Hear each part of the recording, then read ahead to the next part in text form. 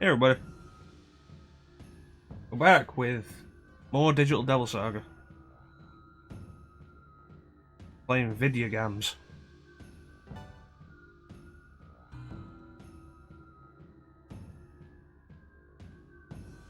So we'll see how that goes. Alright, deserted ship where we have to deal with Cielo having specialised intensely in one area and nothing else. So we'll see how that goes.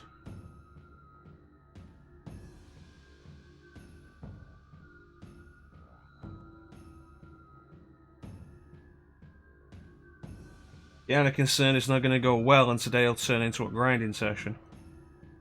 But we'll have to see.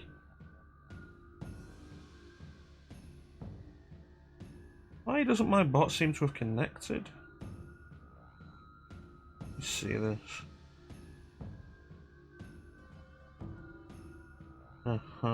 And also, where's the bot?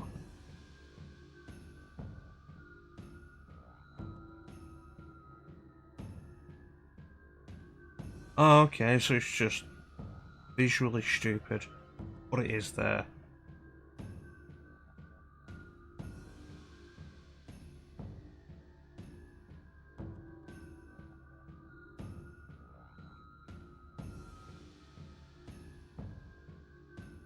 Allegedly. Allegedly owned. Yeah, that all seems good. Alright, let's play the video game.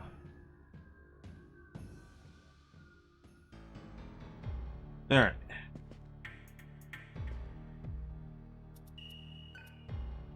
Doesn't mean won't open, there's a hole there, boot it down. Okay, door and stairs. Is this stairs? Nope, it's a broken platform. Oh, it is stairs, they've just fallen down. Broken stairs. Alright. Where do we have to go? Outside. 9th floor, jeez. This place is gonna be huge, isn't it?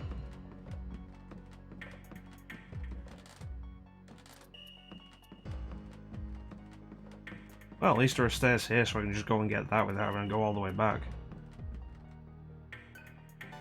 Touch it. Touch it. Medical kits. 10 out of 10 would heal again.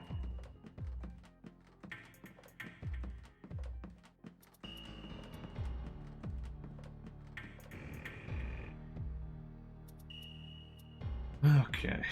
Over here.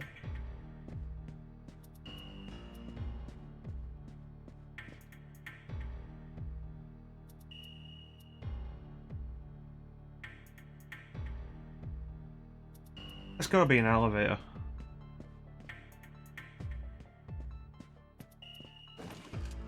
There it is.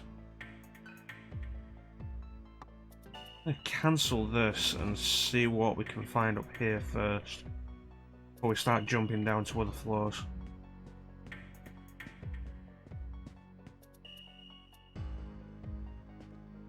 Okay, the elevator leads here. Okay.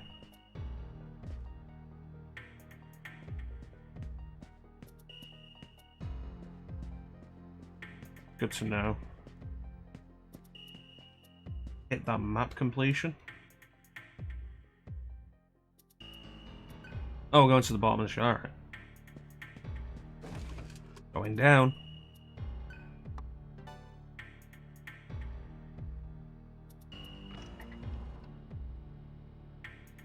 Mm-hmm. Mm-hmm.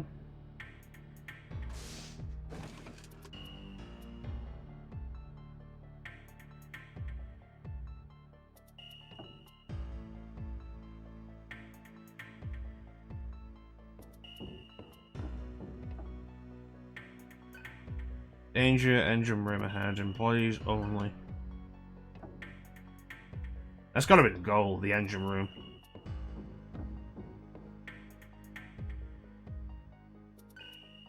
Okay, Gale, thank you.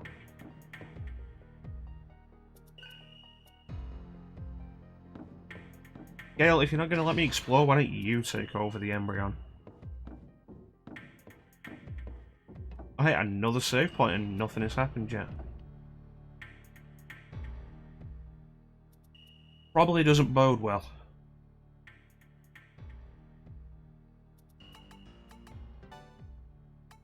How many save files is there in this game?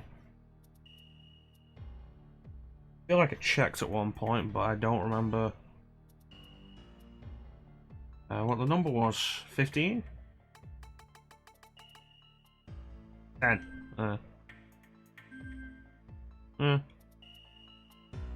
Alright.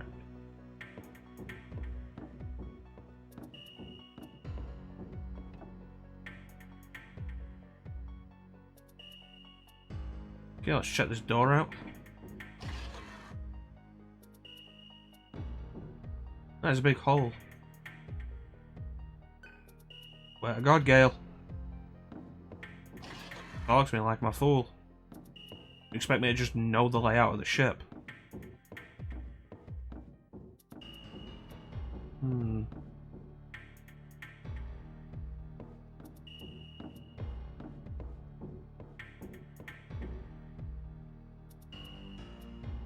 Oh, you're happy now. So what's going to go wrong? Because these things never go right.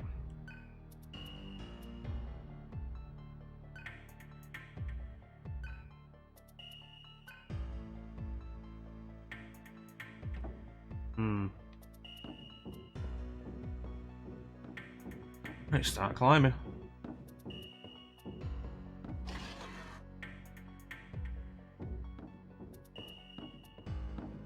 There we go.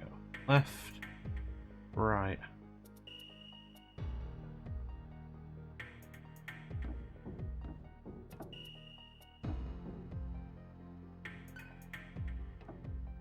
How long this boat has been here?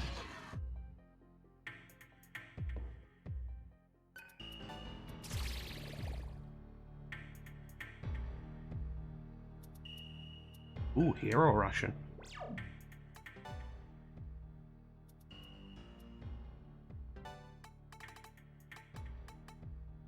$300 HP. Nobody has that much yet, but it's good to know. Medical kit is probably still more useful.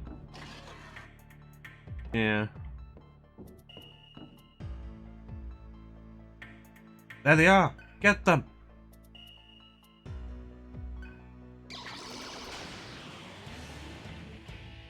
The fact they want to catch me is probably a bad thing.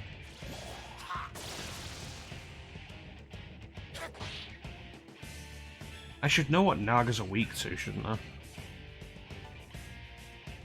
I fought Nagas in this game yet? Hey Clem, how you doing, buddy? Let's try ice. Nope. Force. Not that. Lightning. Definitely not that. Oh, it's gotta be fire then. It's going. Going. Just started. Making progress. Pushing on forward. Enjoying some classic turn-based RPG. Fun. Probably should have healed Gale, actually.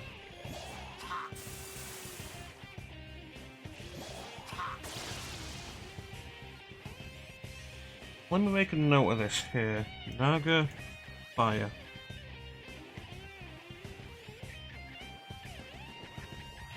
Probably a good idea to make a note of that.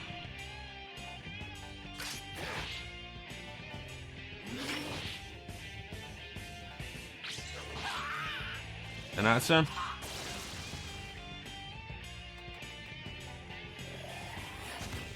Oh, you're burning up there, buddy. Kill him.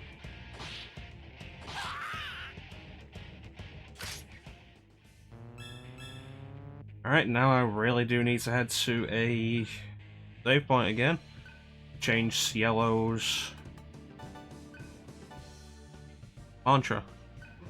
Because like a genius, he only specialised in one thing rather than being a more broad-minded fighter. Never do that. Never focus too much on one thing.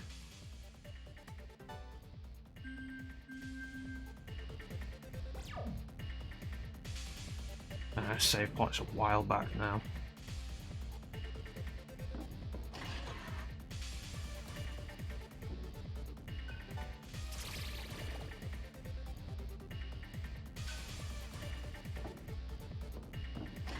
Is this a case of if I take too long, they're gonna catch me? That'd be interesting. Ooh, heals. Oh no, this was just a dead end. Alright. Was a dead end, right? Yeah, it's just dead end. Alright, go back. That battle may have been the mandatory cost for getting those items. Alright, here we go. Okay, Phonius? Isora. Take care of the Naga first, because we know what he's weak to.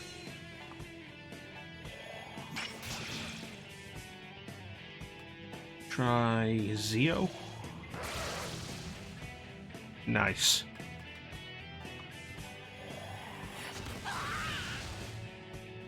How's your thumb doing, Clem? Doing any better? Yeah, if I can kill this one. Awesome. 2 down in 1 turn. And these aren't going to be a problem now that I know what the weaknesses. Sora. Elec. There. We're probably going to be here for a while anyway. I love it when an enemy gets stunned in some way, because it's a guaranteed crit at that point. There's a little better. That's good.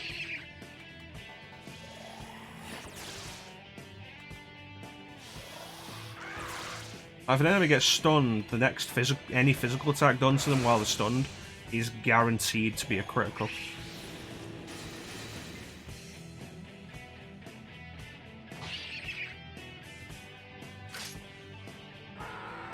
It's a good idea. Don't want to fool yourself into thinking you've recovered and you really haven't. It'll just aggravate things.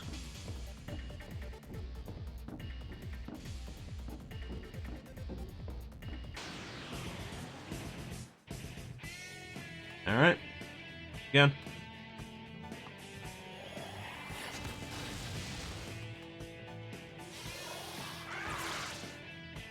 And Yonga. And then do another Agi. And then another Agi.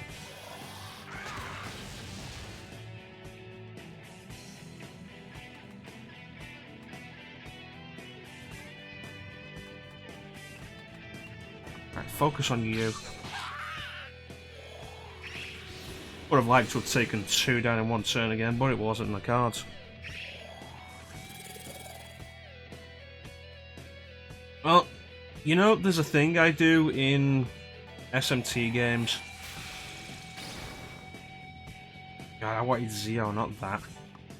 There's a thing I do in SMT games of... You've got stuff like Zionga is 6 MP. Mazionga is 16. More than the cost of 2, less than the cost of 3. So I don't tend to use the mass spells unless there are 3 enemies, at least 3 enemies, that are weak.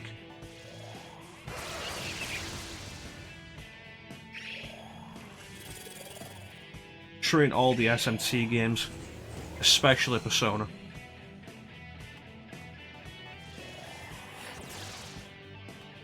Alright, let's not waste the time this time. And do another Mazionga. And then just attack this guy.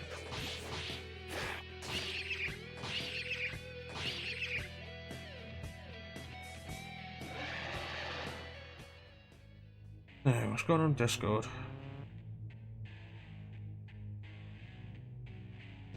Okay, that makes sense. Alright, that makes more sense.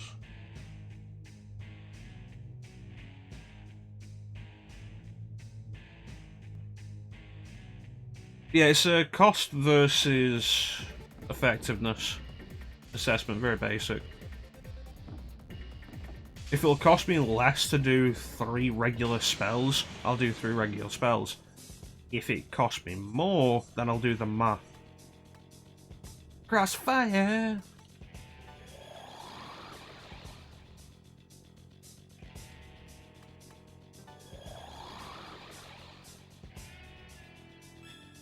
Alright.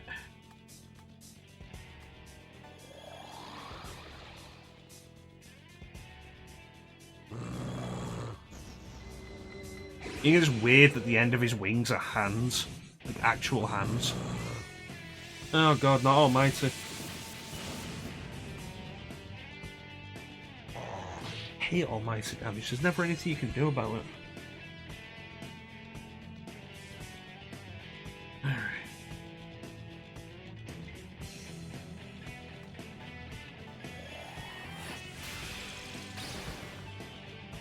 What I'm after. Alright, force. It works. Okay, and Zan. Phantom. Force.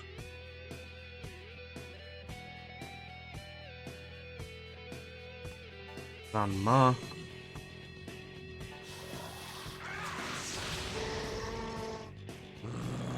Alright.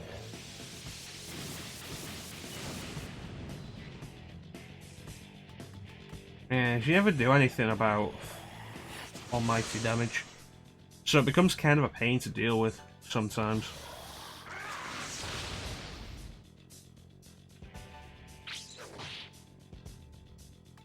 Immune to physical, wonderful. I have to remember that. You always gotta remember what's immune to physical, because that's the big problem.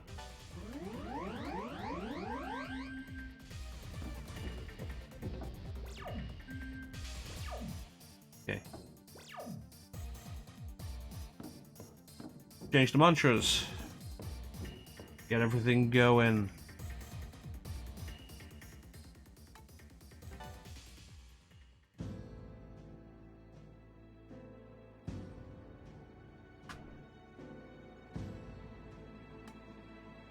Vault Lord, Devourer. The problem we have with Cielo is anything we have him learn is going to be learned pretty quickly. Because it's all basic level stuff. What have we got? He already has electricity. Have him learn fire.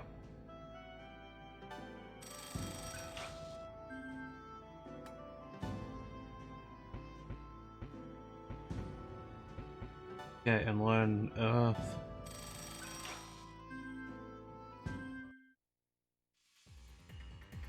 Yeah, maybe it's because one of my earliest RPGs, possibly my first real RPG, was Final Fantasy VII. Either that or Pokemon. But you know, Final Fantasy VII requires more thought than Pokemon does. But like, I always want most, if not all, of my characters to be able to potentially do everything. Alright, save, and we're off. Something that makes it a little awkward to...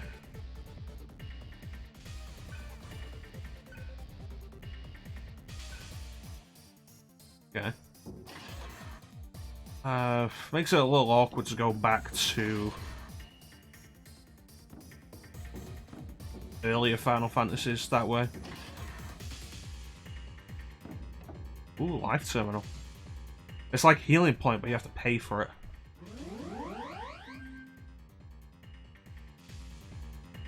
Doesn't cost much as a new mantra. Let's go. Alright, you were electric.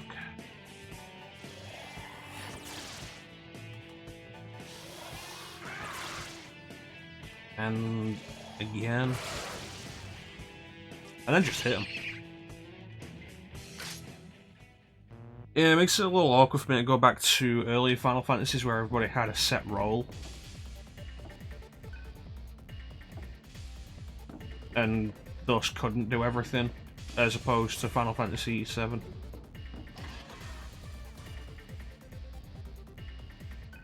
Alright. Plant the bomb. The bomb.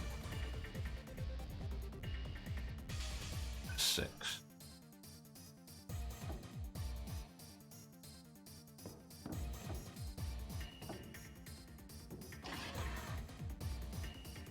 To be fair, you could argue several of them set the bar high, regardless of where you start. Shatter Skull.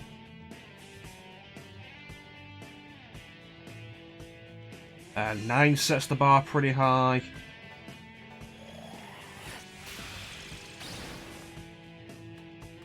Fire. It's fire. 9 sets the bar pretty high. 10 sets the bar high.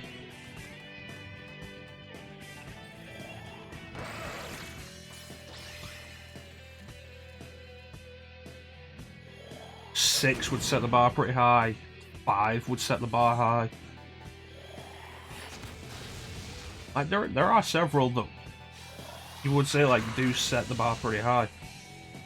8 wouldn't. And I don't know.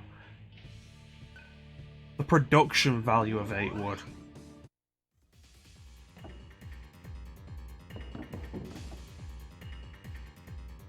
There they are. Get them.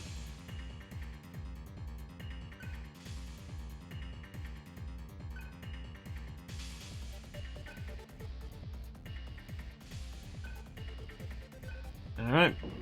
Kill them all. Yeah, it's tricky. It's not something... I've fought these before and I don't remember what the weakness was. It's not something I would say is good for a first-time RPG or even like a second-time RPG.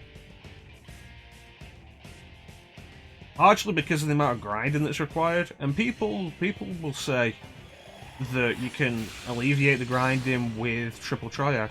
You're still grinding Triple Triad. Hey, don't do wind.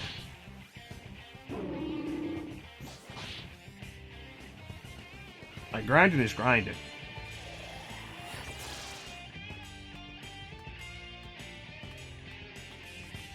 Alright, just hit the thing. Hey, don't hit the thing.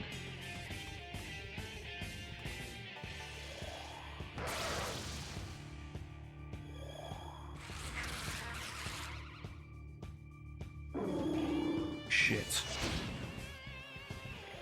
That's a problem.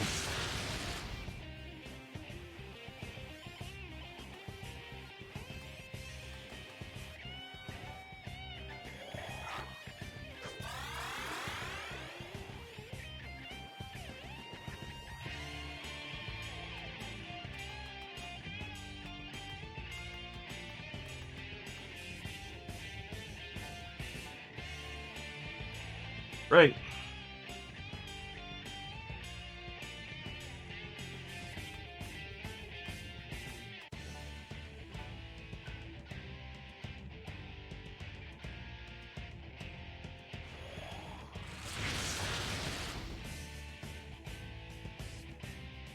I really hate confused statuses that can do more than just hurt and heal the enemy.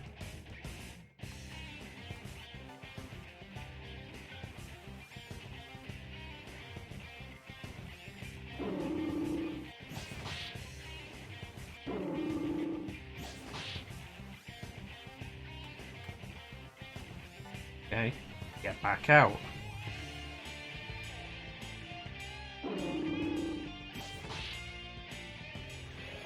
And now I need Cielo.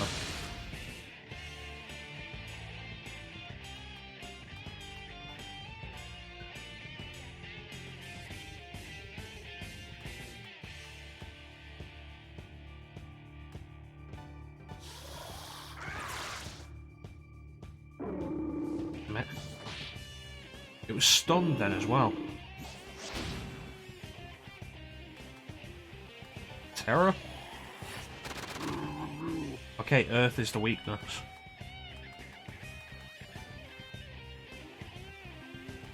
Since we know that now, let's take advantage of that.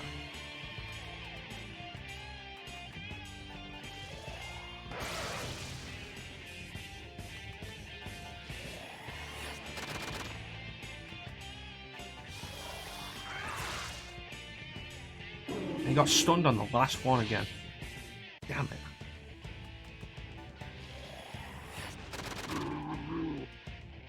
That battle went pretty poorly, honestly. Let's head back to the healing, the life terminal.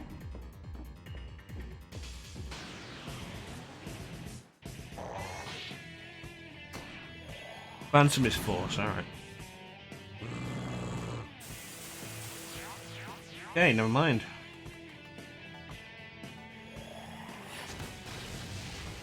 Good thing I wrote these things down.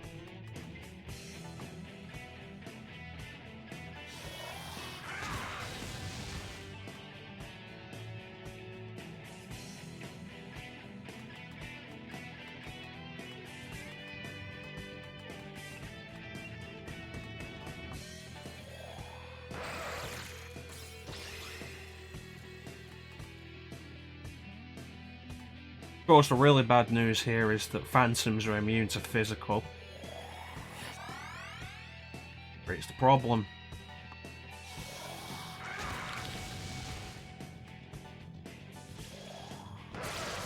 Alright, good. Thinking for a minute there, like, wait, do they absorb electricity? No, they don't. Okay, good.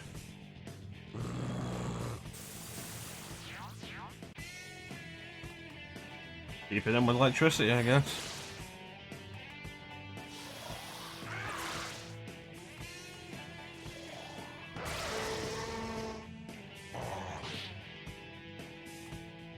Alright, now the force.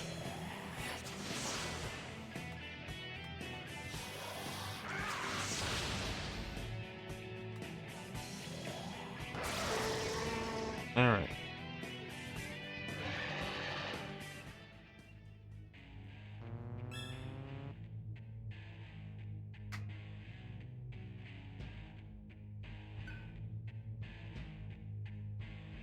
Okay, so Cielo has fire. His effectiveness somewhat. But fire in place of Tarakaja. Never really fond of buffs and debuffs. It limits your effectiveness, I feel.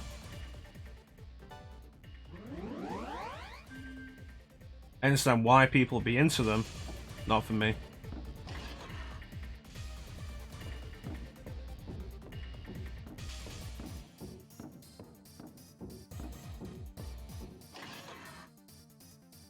Alright, let's go. So in relation to the thought of like making a character a jack of all trades, Persona 3 and onwards don't really let you do that, which is kind of a surprise compared to like the rest of the main series. Although to be fair, in the main series, the demons you get don't tend to stick around long enough to become jack of all trades.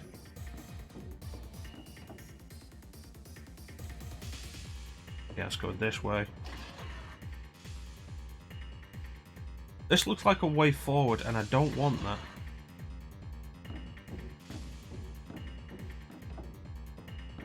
Okay, we wanted to be going up, so that's suggest this isn't the way forward, so let's check this out.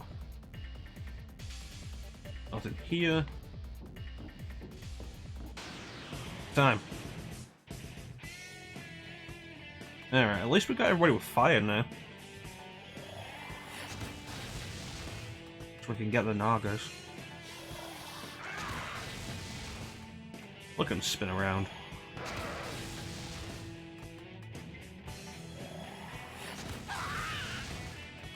And then 2 more for the one on the right.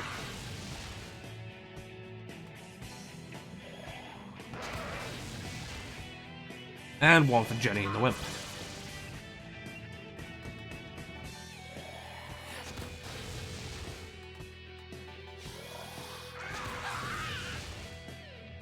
Alright, good stuff, good stuff. Now let's get out of here. I want another save point so I can sit there. I can change the mantras.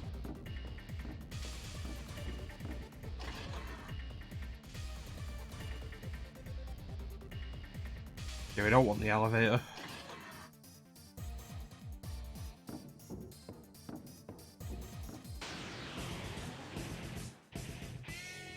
This place is a maze. What were these weak to? Horse. Did I take Mazan off?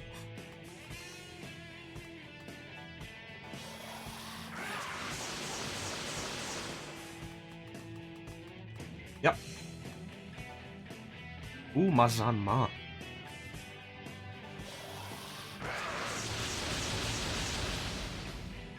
And one more, just for good luck. Hey Jay, how you doing, buddy?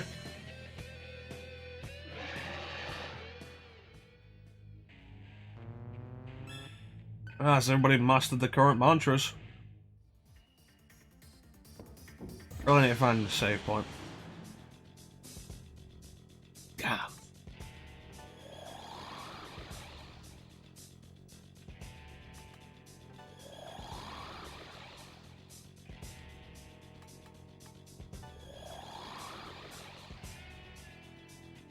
You gotta love those lazy Sundays.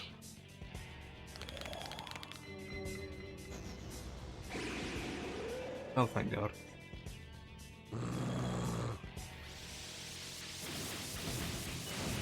Yeah, you gotta love those lazy Sundays. Days where you're not obligated to do anything. Yeah, focus on the phantoms for the minute. Yeah. Really just trying to keep my motivation up, to be honest.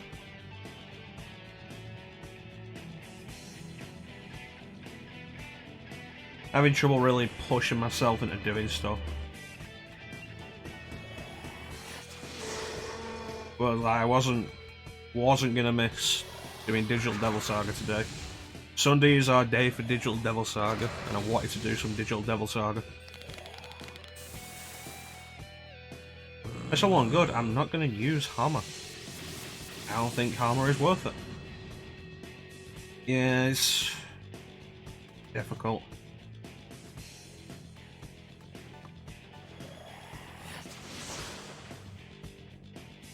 And do a Zanma. And do an Agi. PS2. Playing with our good old DualShock 2. Look at it. But it's wire. Okay, remember wires? Great, it means you don't have to charge it.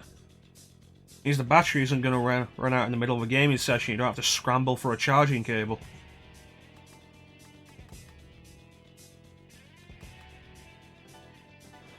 Like the best thing about a wire.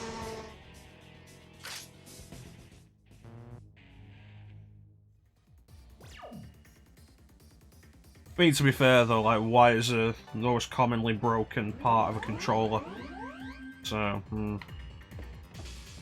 swings and roundabouts, I guess. Okay, so this is blocked. What's behind this door? Oh, another place to set a bomb. This was necessary. Yeah, it's a PS2 JRPG, which is one of the best systems for JRPGs. Gotta love them. Yeah, there's something about this era of design for these games that I really love. We need to get to Shadow Hearts at one point.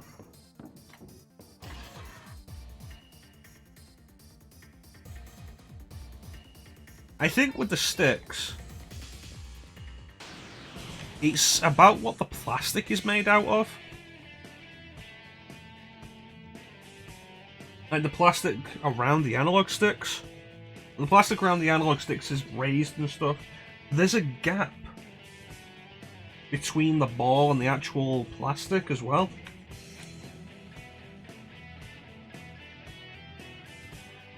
But I don't know.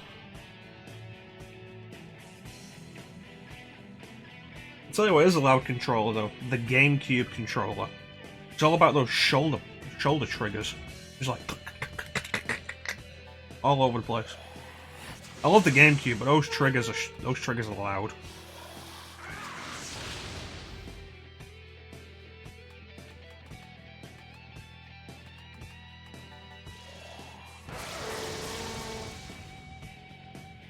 Yeah, I feel like the analog triggers are more prone to breaking than the old school shoulder buttons.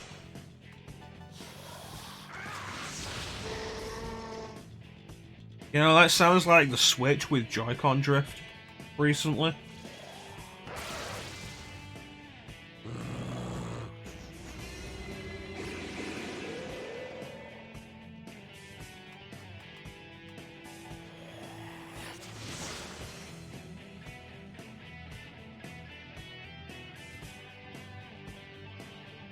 To be fair, Clem, that's probably more a case of suck it Walmart. Sony isn't gonna care.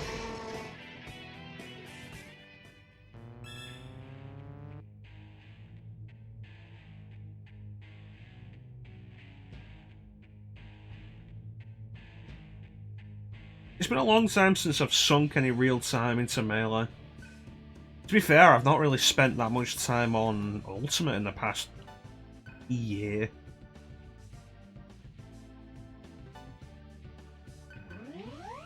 And they would, unless they just figured it wasn't worth the cost and the hassle and just threw it away.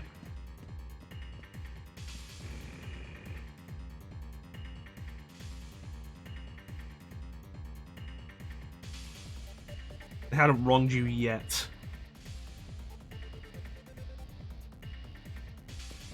You know, there's the fun thing.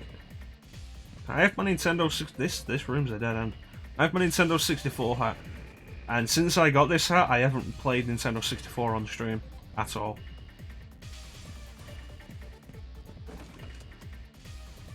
Okay, next floor. They have wronged you since.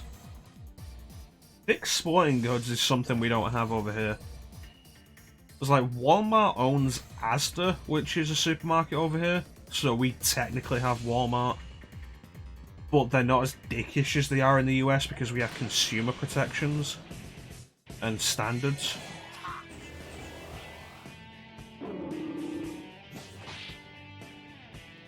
To be fair though, Clint, like, what Superman game do you recommend I play on stream? What shopping dicks ever again?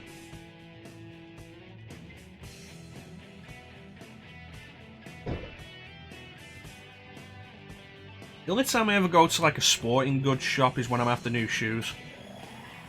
As I wear trainers, which you would know as sneakers. To be fair, like, I've got like 2 Superman games that I do want to do for the stream. One of them, even all the way through. Not the second one, the second one is all the way through. Neither of them are Superman 64 though.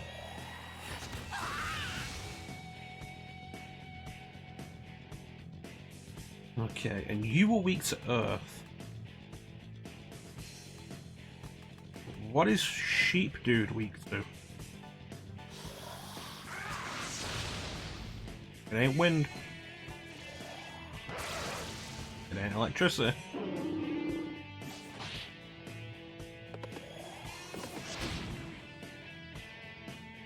That's a nasty hit. I'm gonna run into these guys regularly. I need to put Terror onto Gale. Is it fire? Not fire. Armor. Not expel.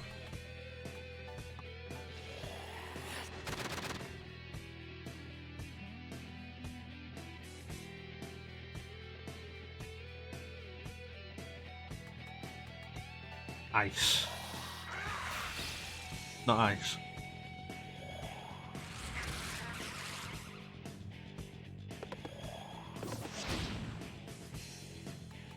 And throw another Terror down. And just hit it. God damn it, Gale. And then another Terror. Awesome. But yeah, like, there are several Superman games that are at least worth looking into if you're interested. Superman, or The Death and Return of Superman on Super Nintendo, is a fairly reasonable brawler. Beat 'em up game. Pretty reasonable. You could definitely do worse. I can't really give you a good opinion on it because I'm not into beat 'em ups, but you know.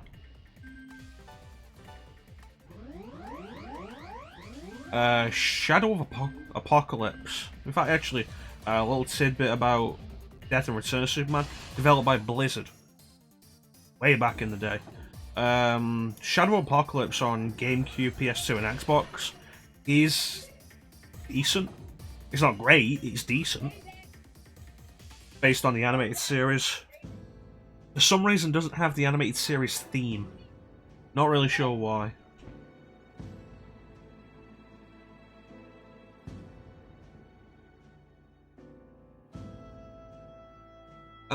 Is Game Pass still doing the thing where you get the month for £1?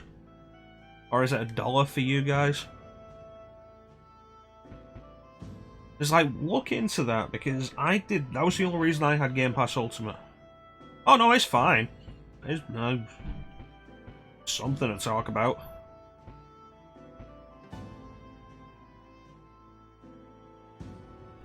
Like, look into that, because when I jumped on Game Pass, which I'm not on anymore, it was £1 to upgrade from Gold. And what I ended up doing, I had, like, 2 months of active standard Game Pass left, because I'd gotten 3 months for £3. I had 2 months of, like, standard Game Pass left, and about half a year's worth of Gold left. And it was like, the article was like, oh, hey, if you jump onto Game Pass Ultimate for the £1, it'll add Game Pass and Gold together and then put an extra month on top of that.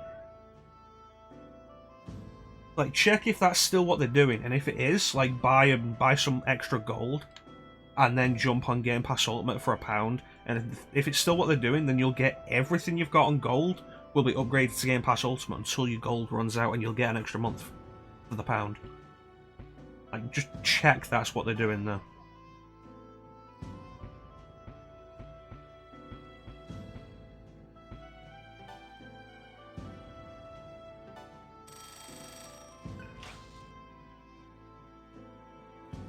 There is some good stuff on there. If you're going to make use of it, it's well worth it. There's some good stuff on there, and stuff that you may not actually play otherwise. It's no problem, Jay.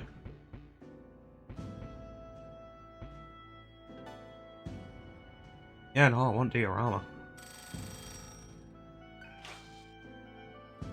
I don't think any of it's worth the monthly cost. I think what you want to do is look into yearly cost. I don't think Game Pass Ultimate is worth the yearly cost, largely because it's expensive. I jumped, like, my Game Pass Ultimate was running out, which I jumped onto with this thing. It was running out, and I was like, I don't want to renew it because I'm not using it enough. So it's like, I'll get myself a year of Gold and just go back to Gold. I tried to put the year of Gold on my account, and it's like, if you put this on now, we're going to exchange it for 3 months of Game Pass Ultimate. I was like, no. Turned out I had to wait for the Game Pass Ultimate to actually come off my account, and then add the Gold to it. But, like, the price difference is pretty absurd. I say, if they're still doing that thing that I said, put a bunch of Gold on your account, try and get some Gold cheap, put a bunch of it on your account, and then jump on it. And I think that's the best idea. But that's only if they'll upgrade your account, not if it's just 1 month of Game Pass Ultimate. I need to actually save.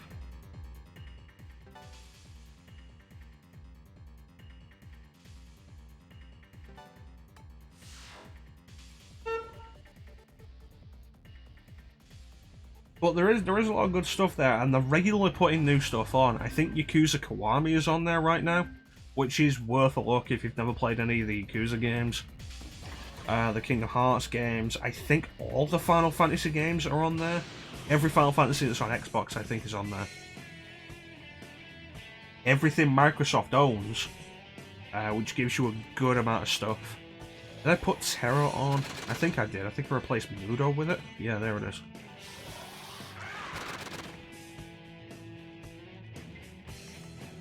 And these guys weak to death? Nope.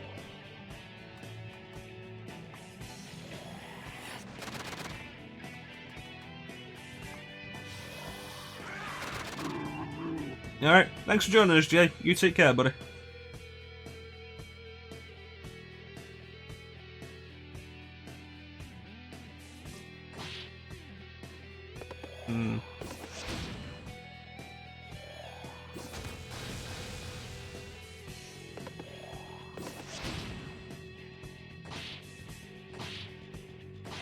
Yeah, I think just hitting these guys is the best idea.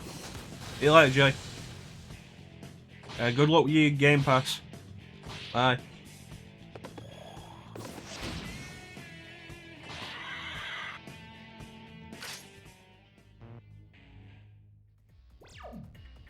How we doing?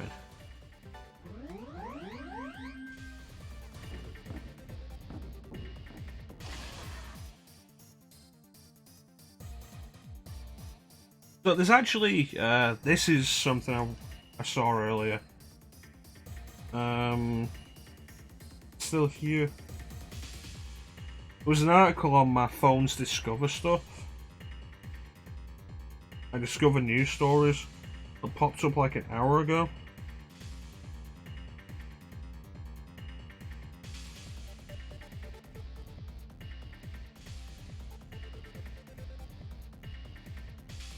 Oh, I can't find it.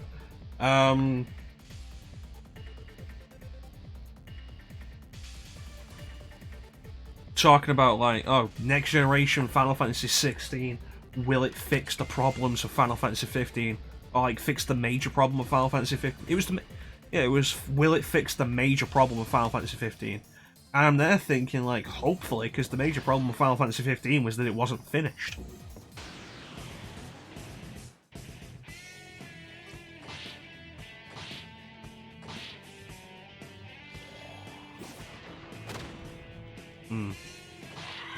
Like, don't at me. Final Fantasy 15 was an unfinished game. Square can say whatever they want, it wasn't finished. Just like Konami can turn around and say what they want about Metal Gear Solid 5. That clearly wasn't finished.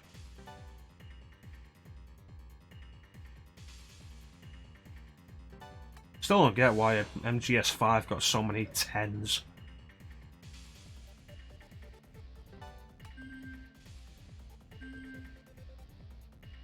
The game had so much wrong. Far from perfect.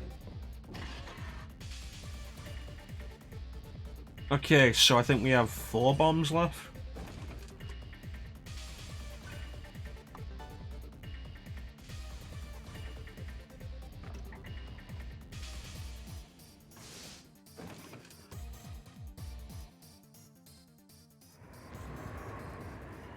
Bat. Alright, you little bitch.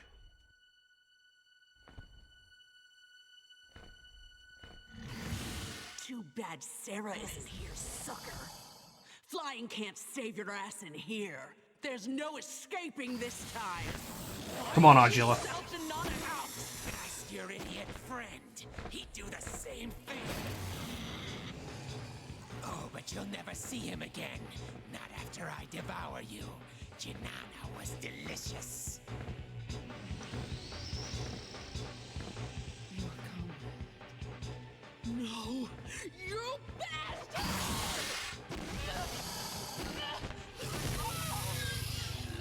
I'm gonna think less of you if you don't win this fight, Argilla. I'm really gonna think less of you. Okay, door. Big door.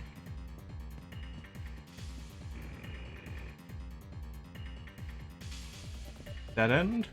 No.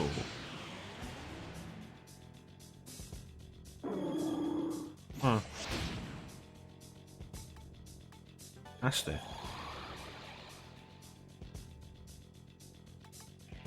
I still want to get to Final Fantasy 15 at some point for the stream. Like, it's the thing with Final Fantasy 15, like, 13 I disliked in a lot of ways when I played it. 15 I was disappointed with, because it starts well and ends so poorly.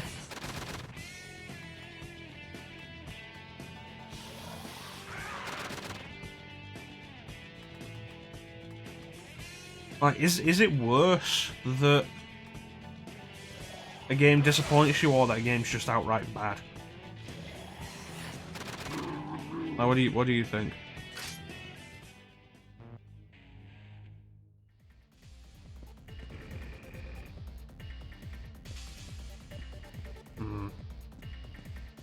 Door. Item.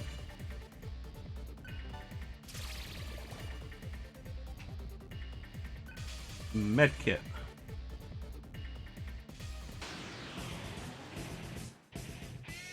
Like, I feel like a game that's gotten your hopes up and then like really botches the landing can be worse than one that's just not enjoyable at all. Oh, that was a waste, wasn't it? He was gonna max his mantra out anyway in this battle.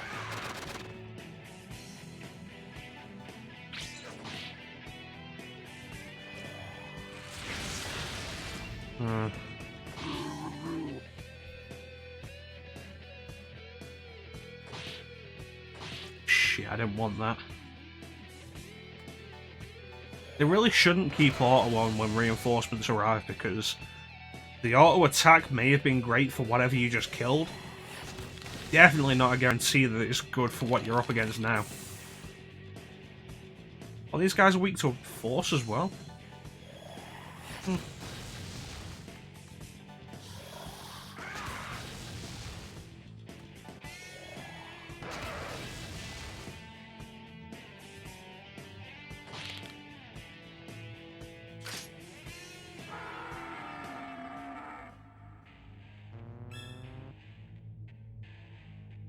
Yep, there it is. Master Dragon. Take the left. Really want another save point.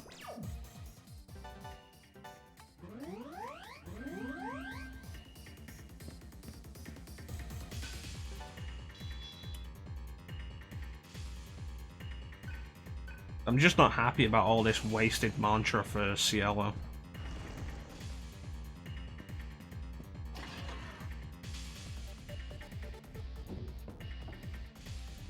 Check this door. Save point. It's a death sheep. I've still not figured out what its weakness is.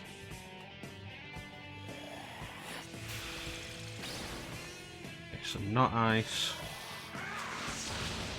Not force. Not electricity. And I knew all of that already, because I already tried them. I remember thinking to myself when I actually hit it with ice, like, of course it's not weak to ice, it's got a woolly coat.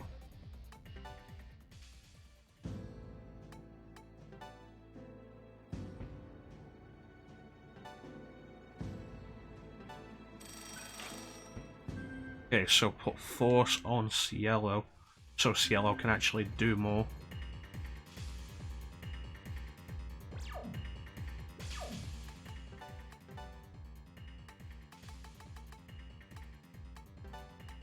Replace hammer.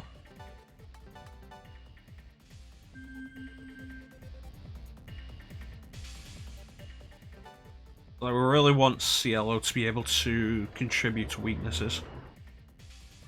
Oh, what happened, Clem?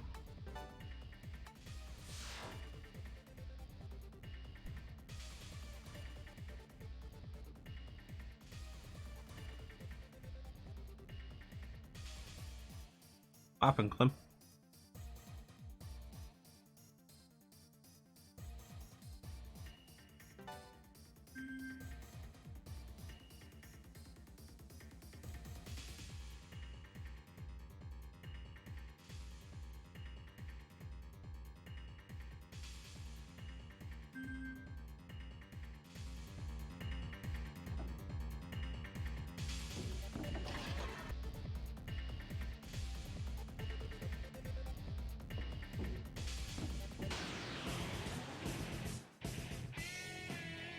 You know, I debated starting the stream today with an ice cream. I didn't do it, but I debated it.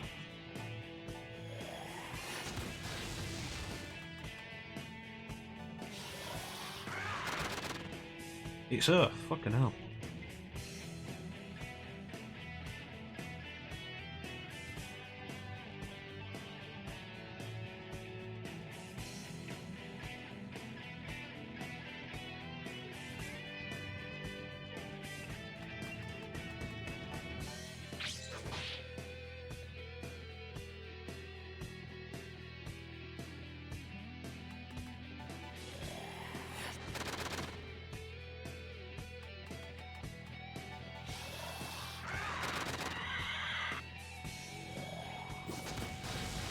This is why I wear slippers. That and the fact that OCD won't let my feet touch the floor.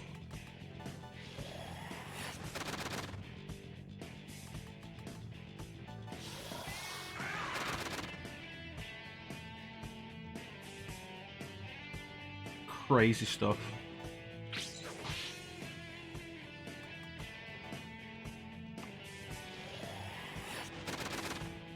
Oh, if you stub your toes a lot, it's definitely a good idea.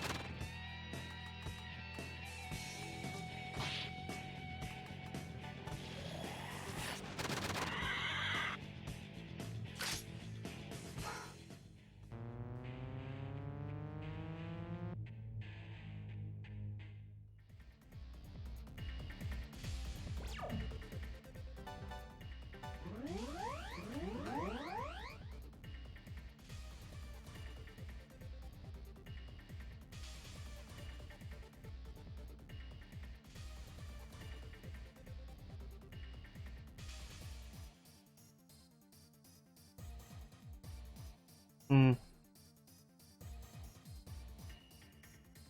Did you get a drink? Did you actually get your drink at least?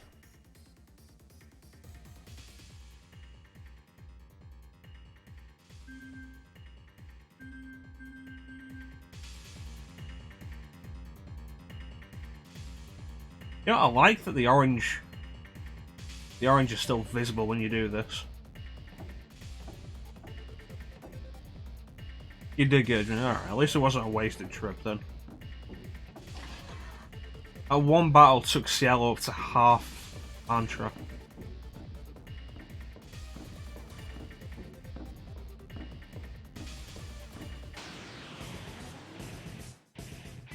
So I might as well try and get him to full Mantra before we leave the save point.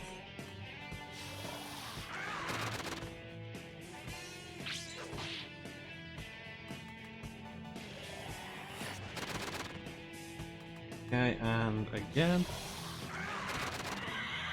Awesome.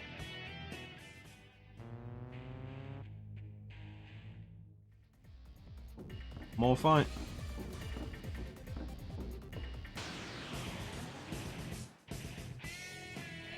Yeah, if you were gone, that also means you probably missed the thing I was saying. It was like, There was an article that popped up on my phone's Discover News thing earlier.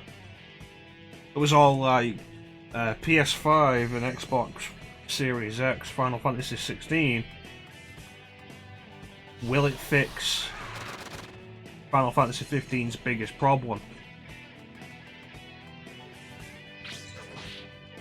And they're like, I hope so, because Final Fantasy 15's biggest problem was that it wasn't finished.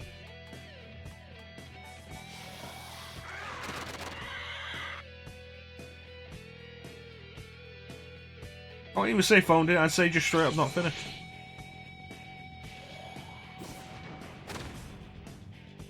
Plus the fact that a significant amount of stuff was put in the DLC. Still not happy about that. Oh yeah, no, here's an important character who you could think may turn out to be the main villain. All of their character growth and the resolution of their plotline will happen in the DLC. You won't see them again in the main game. Well, why introduce them then?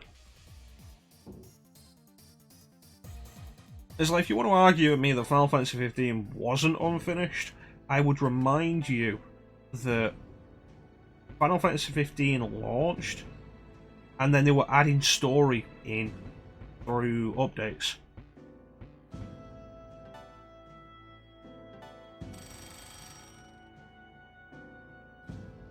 Like, that's how bad it was. It wasn't just through DLC. They added extra story in through updates.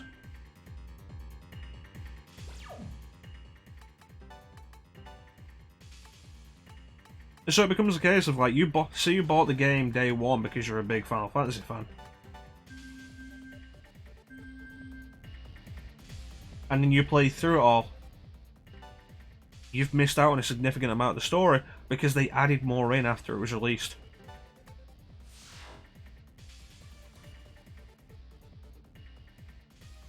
I don't know what the article said was the big problem of Final Fantasy 15 because I didn't click on it. I was just like, it's got to be that it's not finished, and if it isn't, then this article's stupid.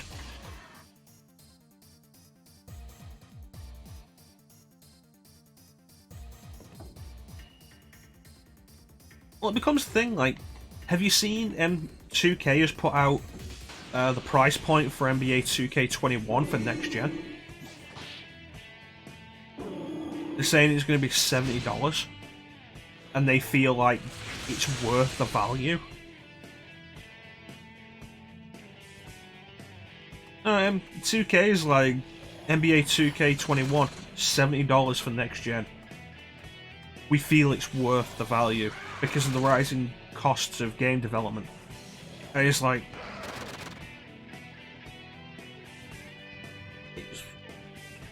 well, here's the thing, like, I don't play NBA. I don't play basketball, I don't really play sports games. I've heard the NBA 2K games are fantastic basketball games. But there's also the fact that the NBA 2K games are also loaded with microtransactions. Like, unbelievably so. It's like, hey, remember last year when there was the big thing over whether or not loot boxes and microtransactions and all shit that was going on would be classed as gambling, and people like it shouldn't be, and some people like it shouldn't be, some people like it should be. And 2K came out with a trailer for NBA 2K20 that was literal slot machines and casino style gameplay for in-game stuff, because that's what it is now.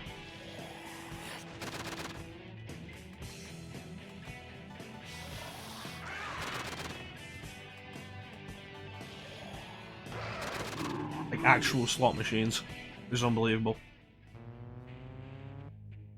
From what I'm aware, NBA 2K has been getting worse and worse with that.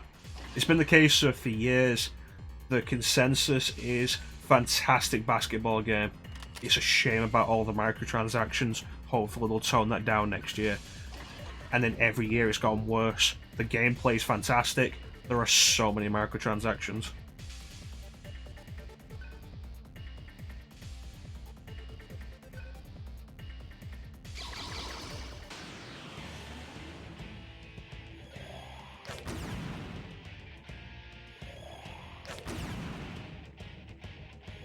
it becomes a case of like, fuck it. Seattle took a long time to go down then. It becomes a case of like, okay, if games are gonna start being like $70, £60, whatever, brand new next gen, they're really gonna have to cut out the microtransactions. Because it becomes a case of like, what is the big argument that game publishers have for microtransactions? Oh, game development is so expensive, we have to make the money back somehow. Okay, fine. What's the argument for upping the game, for actually finally upping the game price? Game development's expensive, we have to make cost back somehow. Okay, one or the other, not both. Because both suggest you just being greedy, which we know they are.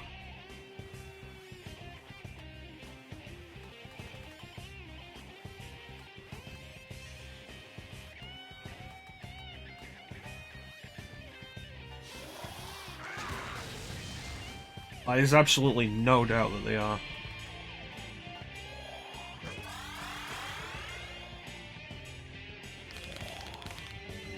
Don't.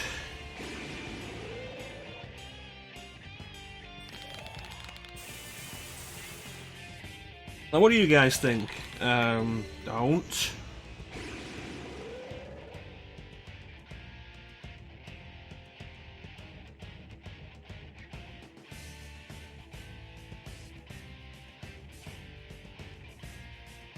What do you guys think about the idea that game prices might go up next gen?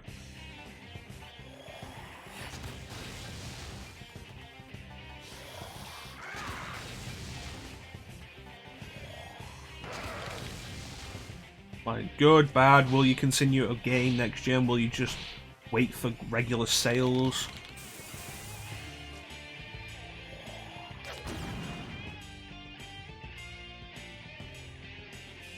What do you guys think?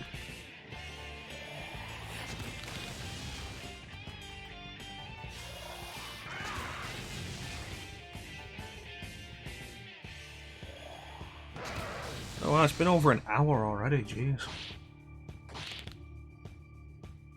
Just been sat here enjoying the game so much. Well, it's a good thing we're going back past that save room.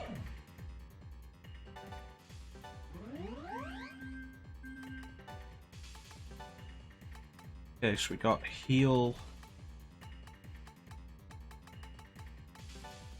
Put that here. I also want recalm. No, I don't. Recalm is something I'm going to save for boss fights. Alright.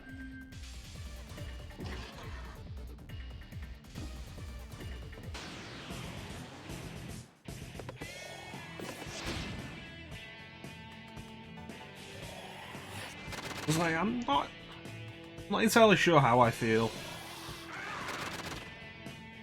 I'm not sure how I feel about game prices going up. I so rarely buy games at launch anyway. The only game I bought at launch, that's not entirely true.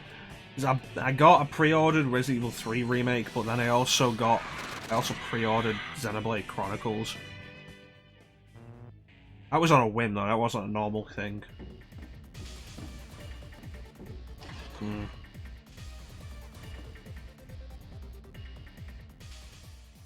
Well, I so rarely actually buy games at launch. Most of the time I don't feel they're worth it. So many games are so padded with bullshit these days. And just aren't fun.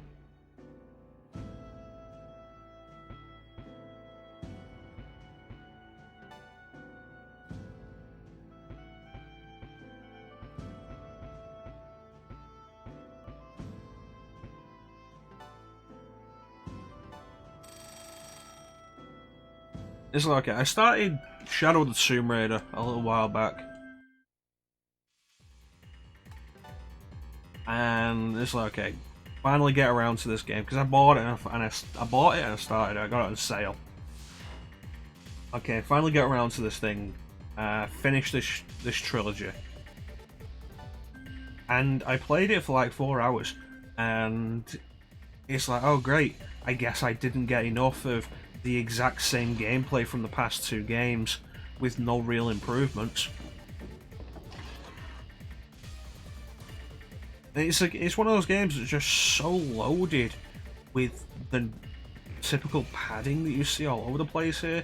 Everything takes ages to do. There's a crafting system because of course there is. Skill trees because of course there are. It's like, do I really want to throw away like 20 plus hours on this?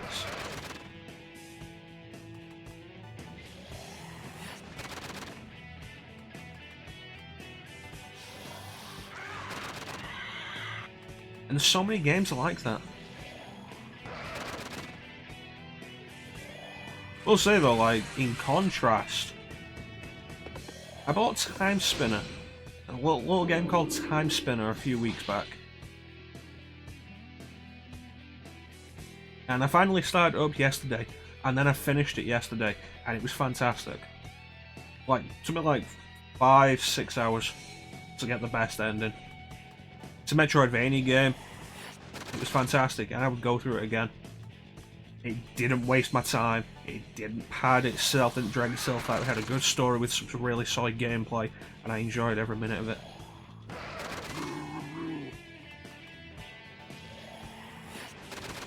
And I just wish we had more of that, because I've said for a while, like, I'd rather have a 5-hour game that doesn't waste my time.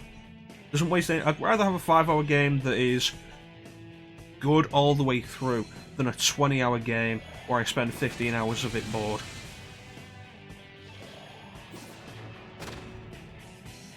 And it becomes a case of how you ascribe value. Like, do you ascribe the value of the cost as how much entertainment you get out of it? Because I paid less for Time Spinner than I did Shadow of the Tomb Raider, and I've enjoyed it far more.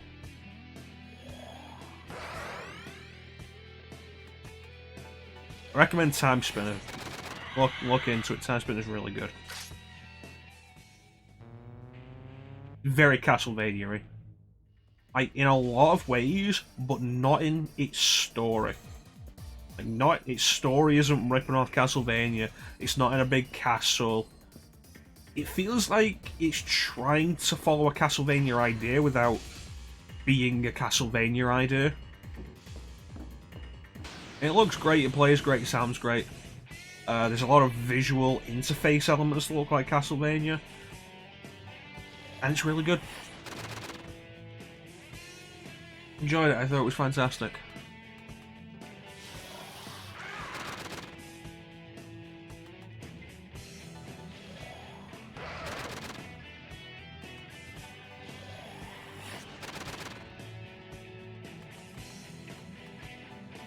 Always down for these games that just don't waste your time. It's like we go back to Metal Gear Rising, and I know some people have problems with that game. I thought it was fantastic. The story's ridiculous, and it goes all over the place. And for the most part, you're better off ignoring it, except for the few parts except for a bunch of parts that are actually really funny. But like, Metal Gear Rising is like 5 hours long, if that. And that got a lot of complaints. But it's a game that's like 5 hours long, that also never really wastes your time. And it's just constantly gone. It's just constantly on there. And as a result, I think it's fantastic. I ran through Metal Gear Rising like 7 times. It was so fun, it was so fast. Just keep going with it, it was brilliant. And I feel like that's the kind of game I'm into, rather than these 20, 40, 100-hour epics that just waste so much of your time. Cough, cough, Assassin's Creed.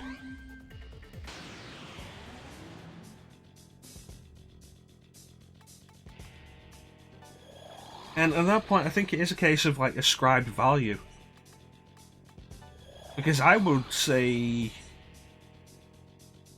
Time Spinner has more value to me than Assassin's Creed Origins did.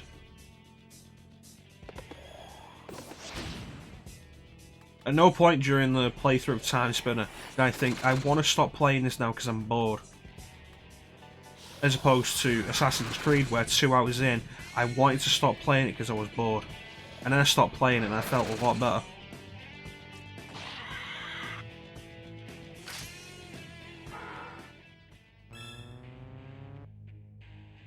Like, it's probably always better to leave your audience wanting more than it is to exhaust your audience and leave them thinking, why isn't this over yet?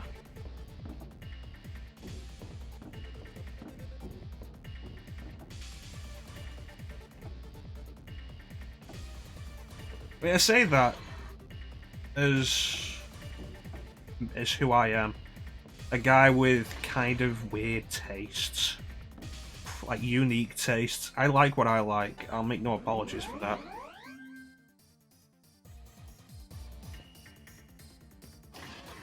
Here I am, sat playing a PS2 game. A niche PS2 RPG. Because I wanted to.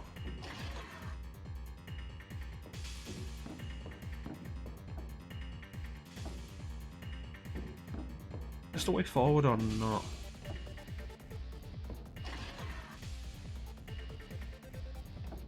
Oh, this looks like a way forward. So, like, how seriously you take my opinion on these things is a case of, like, you really shouldn't take my opinion so seriously with a lot of this. Because my opinion is kind of weird. And I definitely don't represent a lot of people. That term was bullshit.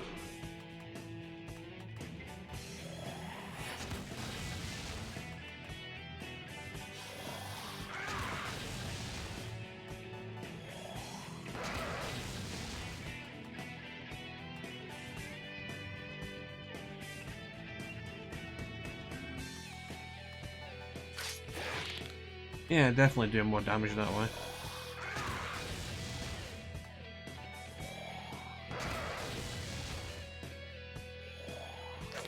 Like, you like what you like, and that's always a case of fair enough. Don't let yourself get ripped off because of what you like.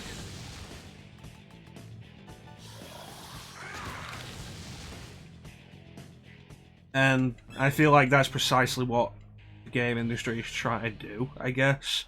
Like, if I sit down and think about it, I feel like that's a lot of what the industry is trying to do with increasing the cost of games. It could be a case of game prices, game development costs have gone up. And that is something that needs to be dealt with. But I really doubt it is. I doubt that's the main reason why.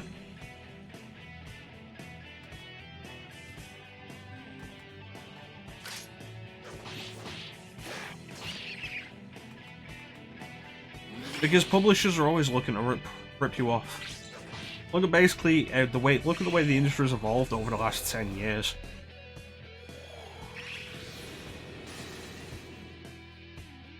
Oh, one of the main reasons I'm sat here with a PS2 ready, with so much I haven't played on it, is a case of, like, I don't trust the industry. I expect the industry to fuck up so royally any day now.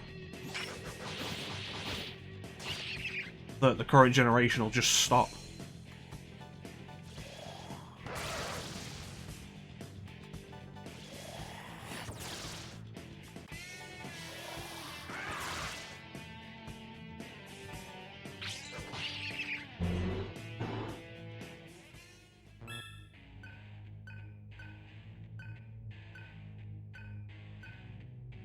Okay, let's throw Zan down and also set younger.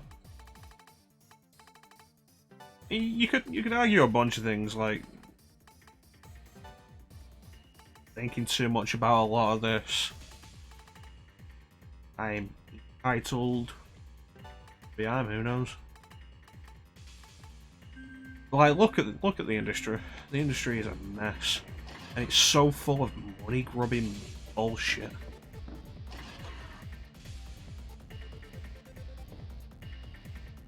Thing came out a couple of weeks back with Activision, shareholders or like some people high up in the company are really unhappy with Bobby Kotick's paycheck.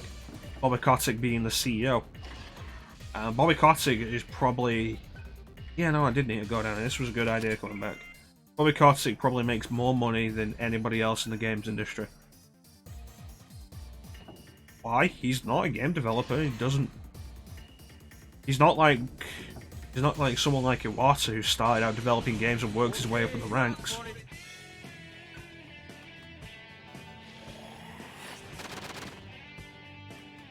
A businessman who comes in at a particularly fortunate time for him and now makes literal millions every year while also laying off his staff.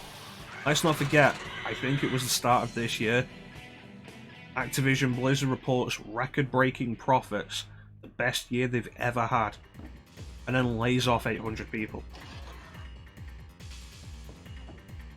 The industry is bullshit, and you've got to be aware of that.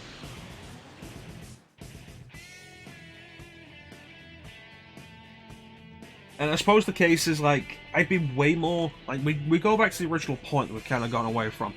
I'd be way more willing to throw down a higher cost for games if I felt like any of it was going to the people who made the games.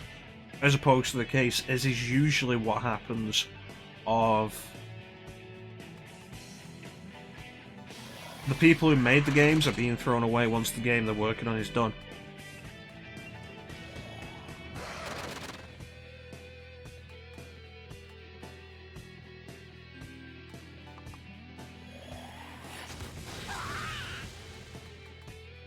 Because people are expendable.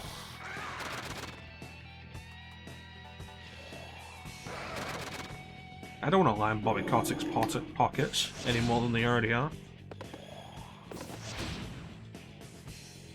I say while I try to think of what the last Activision-owned game I bought was. You know, that's actually not a difficult thing. The last Activision-owned thing that I bought was Spyro. And I finally started it up last week.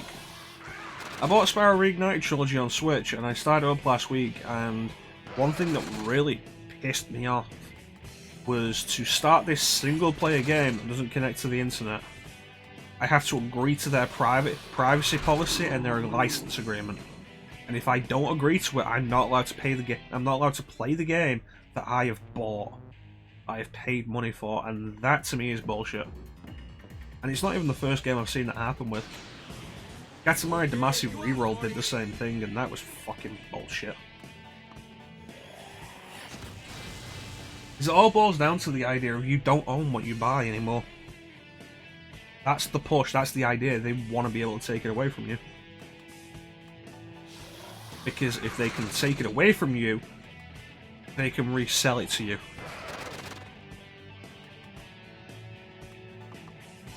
The exact same reason why Call of Duty games are server-based. When they decide, well, you know, we don't want people playing this anymore because we want them on the next game, and they shut down the servers in this case of, what can you do? You've thrown all your money and time into this previous game, well now it's all gone, you can't access it anymore because they've said no.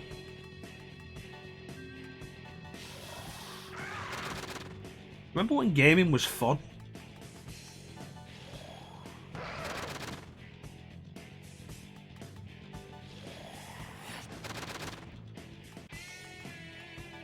Remember when it wasn't a regular thing to find out people you actually respected in the industry are actually complete shitbags?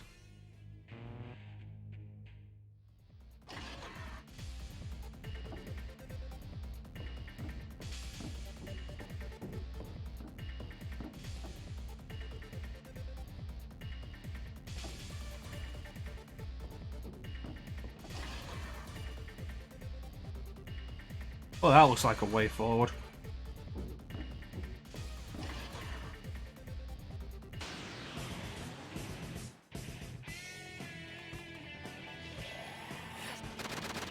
Feels like every week now, something comes out that makes you think,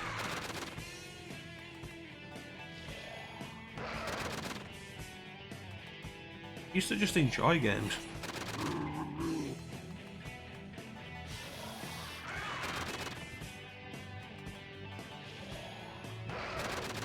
Like stuff about crunch. The crunch times just massively negatively affecting people's physical and mental health to get these games out. Like, look at the actual human cost of something like Red Dead Redemption 2.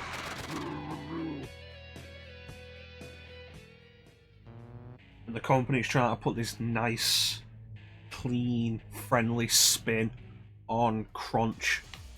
And it's this horrible thing. Oh, more sexual assault allegations, and it turns out everybody you respected in the industry is actually a complete bastard. Oh, we got one bomb left. Nice.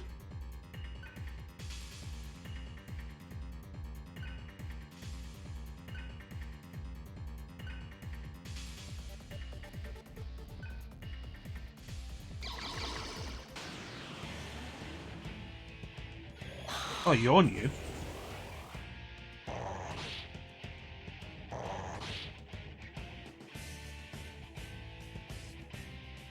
It's like I've said for years that I've said for years that like Obsidian is one of the best companies in gaming for writing. If you want a good video game story, check out Obsidian stuff. And a lot of it involved Chris Avellone. And then it comes out this week, multiple sexual assault allegations against him. And it's like, seriously?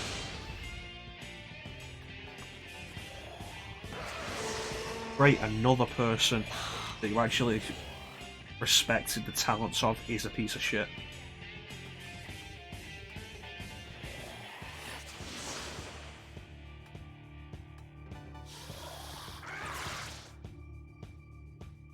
Oh sweet, stunned him.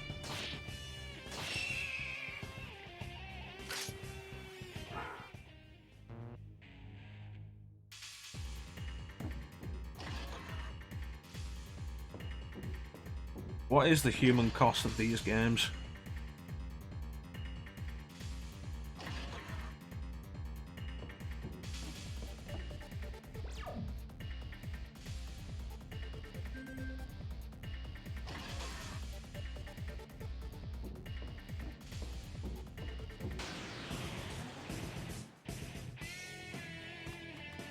I shouldn't get myself into thinking about this stuff. It only ever depresses me. God knows I try not to push myself in that direction as much as I can.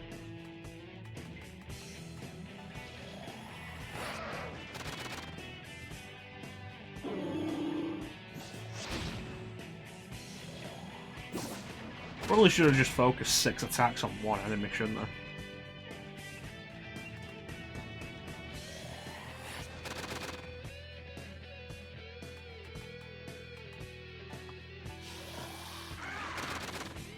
How's everybody doing today? Everybody good?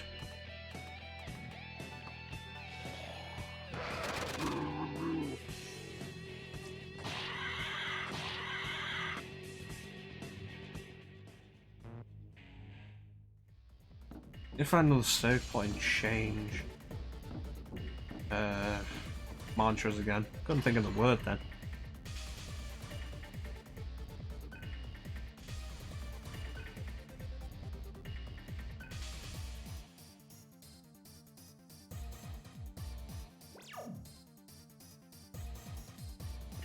This can't be the right way, can it?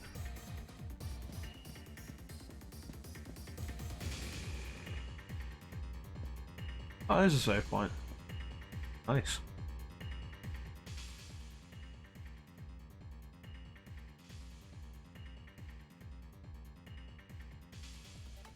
Alright, how are we doing? Lightning is mastered. Let's get Zanma.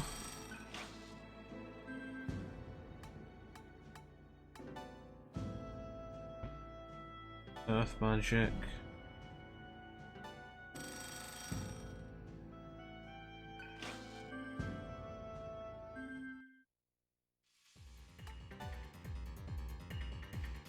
Hour and a half, alright.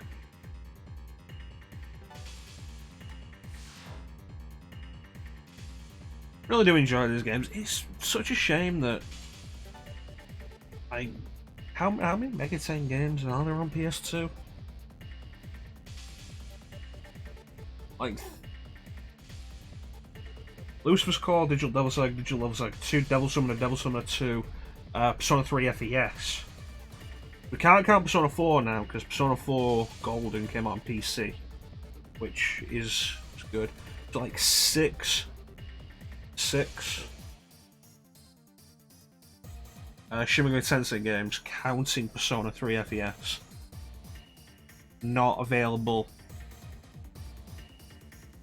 And we can say Persona 3 portable, but then the PSP is also an old system now. And yeah, you could get it on the Vita, but the Vita isn't a current generation system anymore, is it? I guess.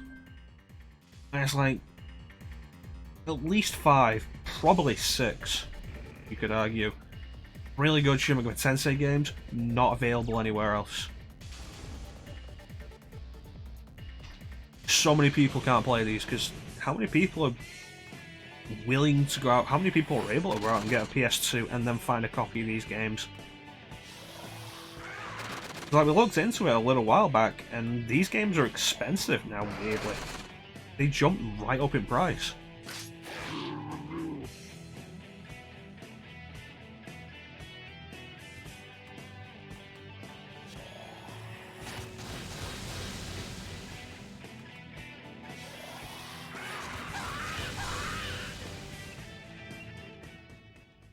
And it's a shame because the game's worth owning, worth playing. And then the same's true of like so much other stuff, like as far as I'm aware, Shadow Hearts.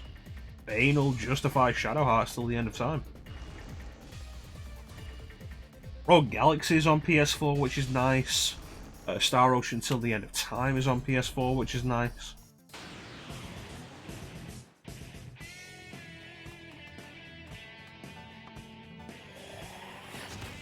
Like, there's so much still locked to the PS2. And it's a shame. It's the main reason why, like, Sony really needs to come out with something to allow you to play PS2 stuff again. Like, if Sony sat down and really worked out an emulator for PS2,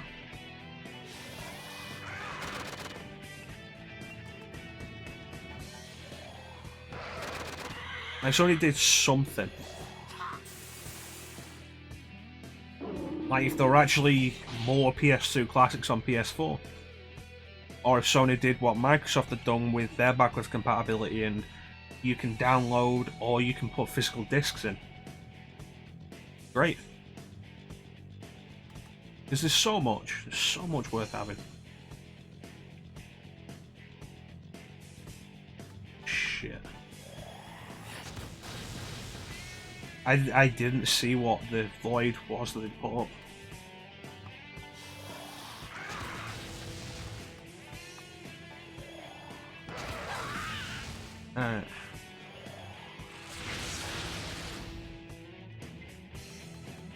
Should have actually been paying attention.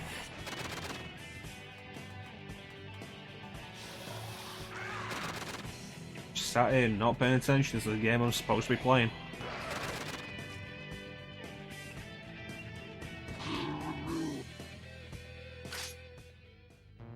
Alright, that's a master.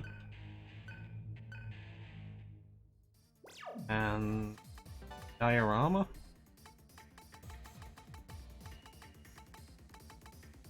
There we go. I feel like we're at a point now where we can justify dropping first level skills for second level. The cost is higher, but our SP capabilities are high enough, I think. And we're at a point where we need some of the higher level damage and healing. I'm gonna say it's justified. Not that way. Busted. And this does circle around there. Alright. Save points back there. Connect the map. Cool. Head back.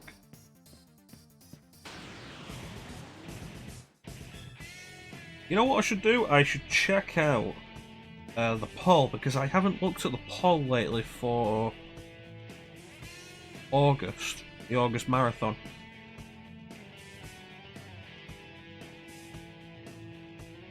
So let me get a look at that.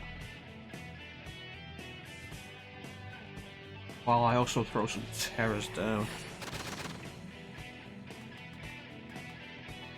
Ah, the joys and values of playing an RPG and not an action game.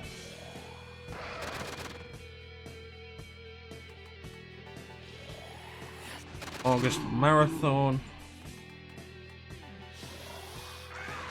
Currently, Sonic the Hedgehog is in the lead.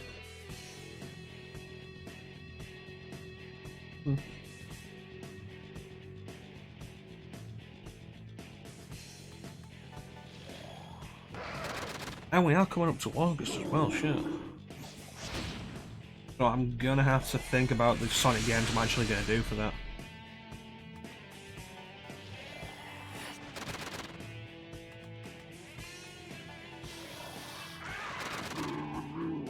Okay, Sonic 1, Sonic 2, they're both, so I can do those on Switch.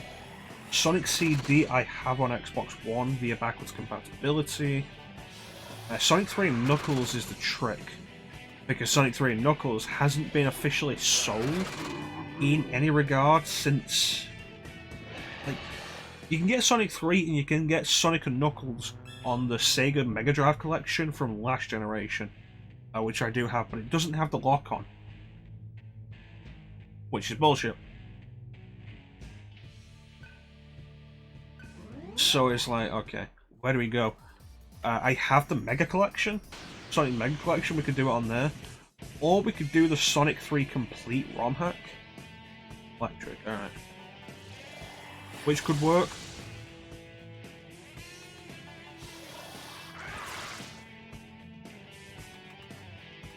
And then of course like Sonic Adventure, Sonic Adventure 2, Sonic Adventure 2. Like Sonic Adventure, we could do Sonic Adventure, or we could do Sonic Adventure DX Director's Cut. Sonic Adventure 2, probably just do Battle, because the original Adventure 2... The only thing I can think of with the original Adventure 2 that is kind of an advantage is the big cameos. Because like Sonic Adventure 2 has cameos from Big the Cat in the background, and those cameos were removed in the GameCube version.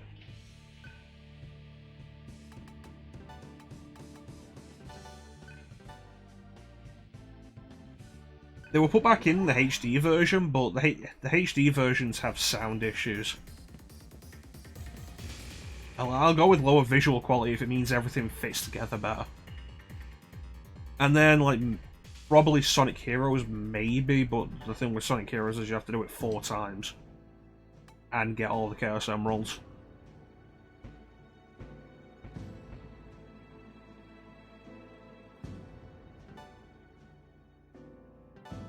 Oh, Terrace is actually a really good idea. I can do with some stronger Earth magic going down.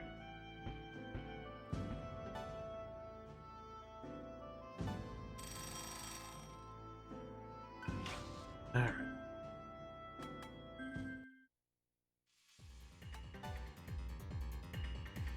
And then after that, like, see what date it is and decide whether or not I want to keep going. Well, after that, like, we could head on into maybe Sonic 06. Technically, Sonic 06 is the next game after Heroes. You can say Shadow, but Shadow is actually a spin-off.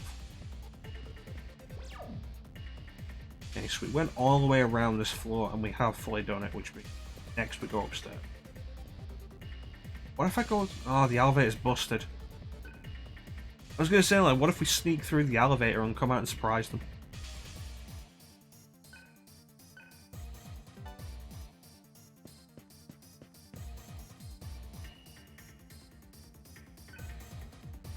Oh no, not 3 guys.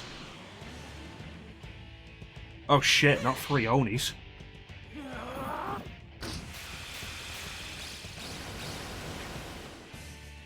I have been forced to eat my words. Suiki? Evolved form of the Oni? They look like the Oni. If they're throwing out ice and they're weak to fire,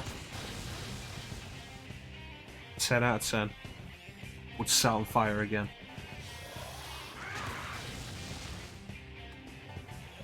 But it's the weird thing with Sonic, like, people talk about the Dark Age of Sonic, and the Dark Age of Sonic isn't really a thing. Like, Sonic Heroes is fine. You'll definitely have played worse 3D platformers of that generation. Shadow is not a good game, but its biggest problem is the fact that it wants you to complete the game 10 times. Various design decisions on top of the fact that the controls are so floaty and slippery in that game, it's ridiculous. Sonic 06 is garbage, but it's one game. Sonic Unleashed after that, Sonic Unleashed is not bad. The daytime stages are basically what Generations did, and if anything, they're more creative than what Generations did. And way more interesting. They're not as streamlined and focused, but you know, I love my experimentation. Love my experimentation in game design. And then there was colours and Generations. If you want to talk about anything else, there's spin-offs. Like, yeah, we could say Sonic and the Secret Rings. It's a spin-off, though. Sonic and the Black Knight is a spin-off.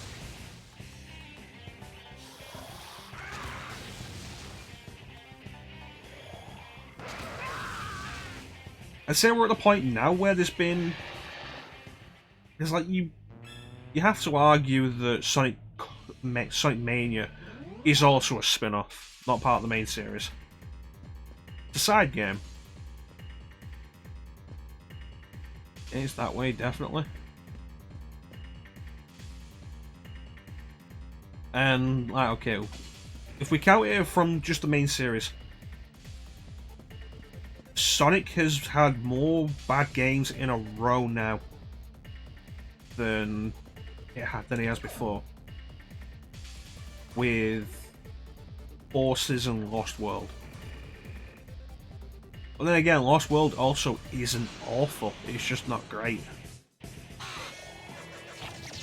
I forget what these things are weak to.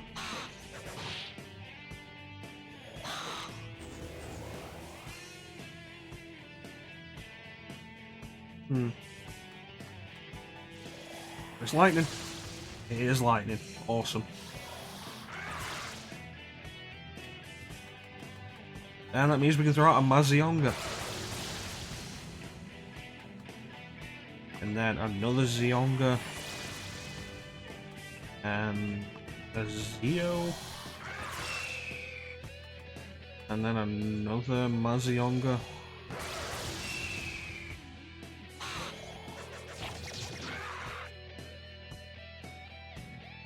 Shit. Okay, Revival Bead. And Zeo, then Zionga, yeah.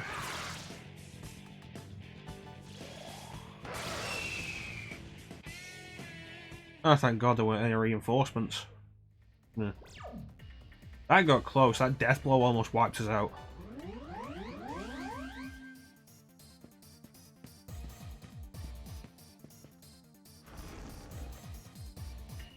I haven't planted all my bombs. Did I miss something? Or is the last place up ahead? Can't have missed something, can I? Explored everything. Okay, let's go down. First bomb. Second bomb. Third bomb. Where does that go?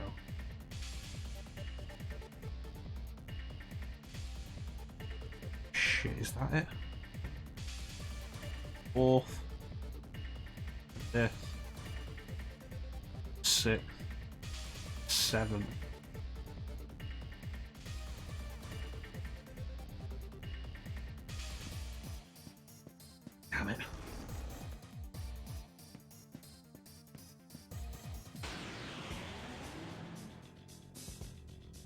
That's really not what I need.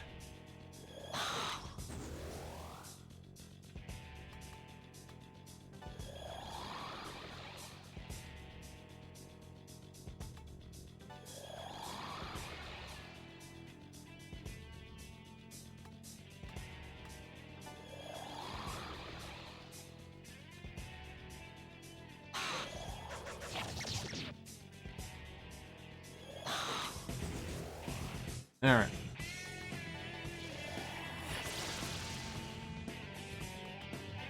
Now cook some pigeons.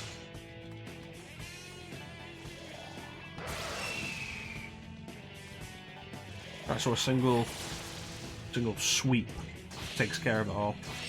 Now what? To know.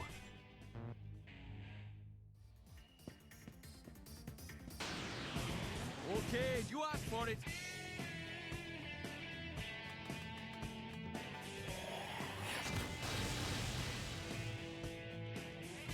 These guys keep putting up force. Force, void force.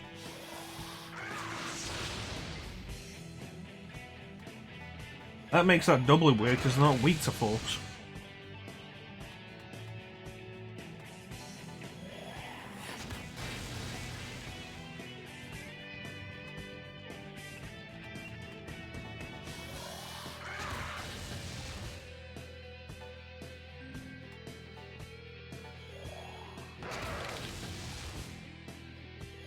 I do love it when I can play a game one-handed while having a drink.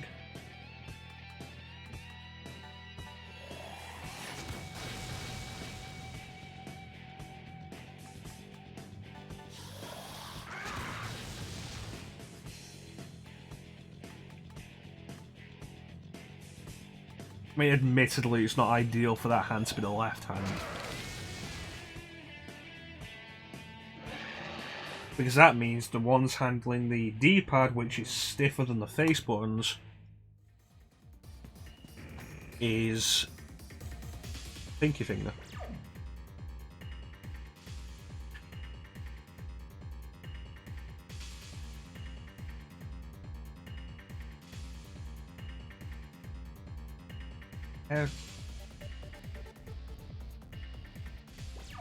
That circles around and we've not found the last bomb location. We'll take the elevator back down. Alright, that should be right. Think about where we'll end up. Okay. Good thing I looked at the map again.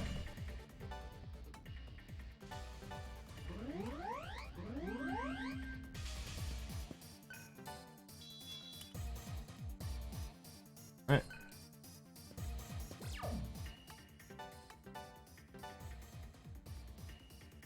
64, 88, jeez.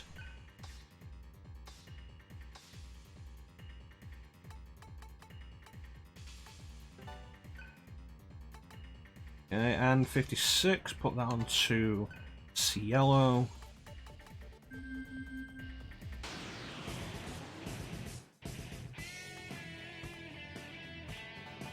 Alright.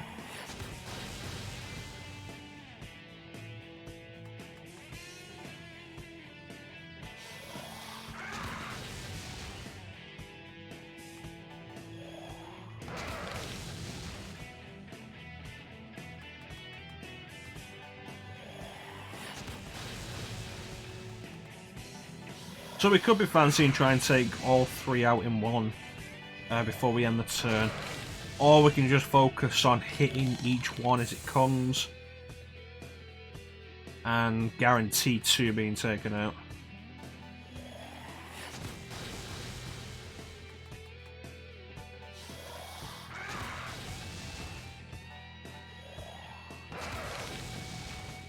Really had to focus on fire recently, haven't we? Zanma. Okay, so set that. Place Zan. And now the main one we've got left is Tarazi. Low on M. They actually call it MP in this one, that's weird. So used to everything SMT related calling it SP. Pretty sure they call it SP and SMT4 as well. And Lucifer's Claw. This is a dead end. Shit.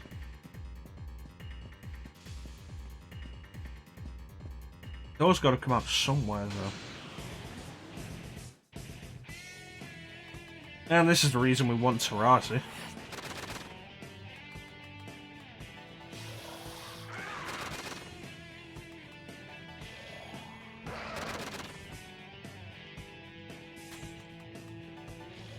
Because I feel like we're just not doing enough damage to these guys. Per turn.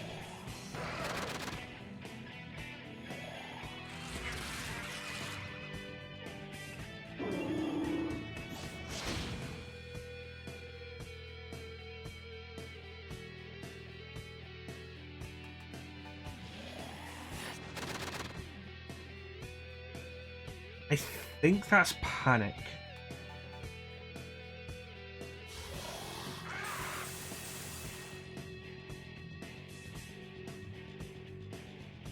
He shouldn't have Void Death equipped.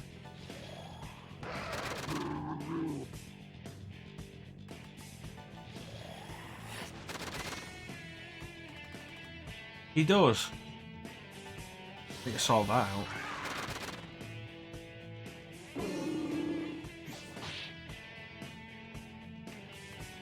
Okay.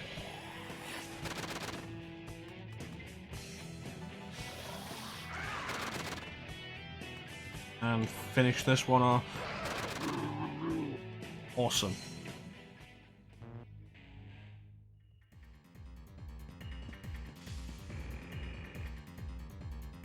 Okay, that door. That should circle around and take us back to the elevator.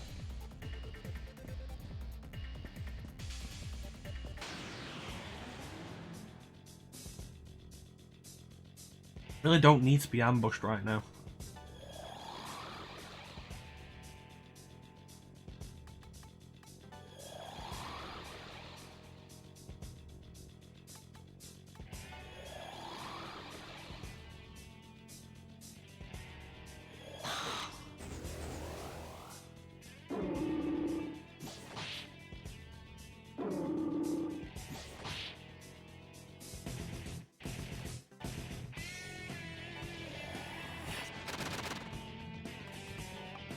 Zio. Well, I shouldn't have focused on Zio there. I should have had Zionga. That would have been the smarter idea. Wasted that turn. Really did. And now I can't take it back.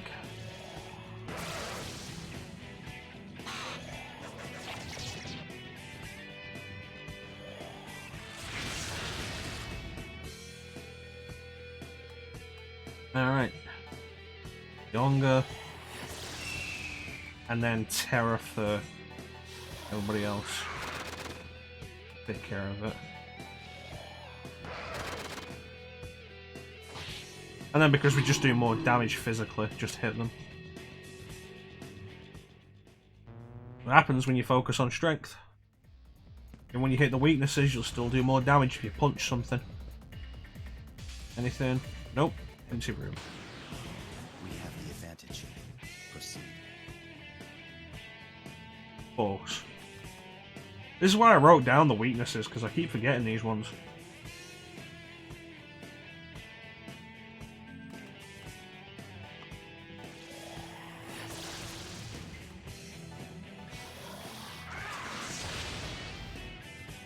And then another Zionga.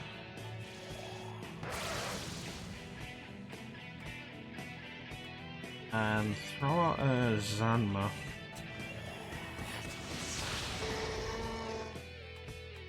And then do a Zio. Zan.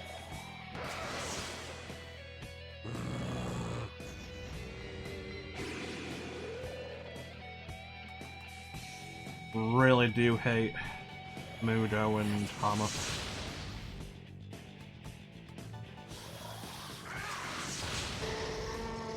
Alright.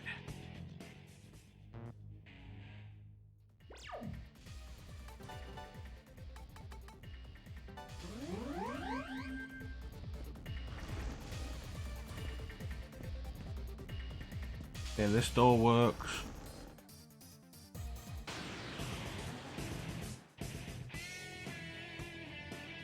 You know,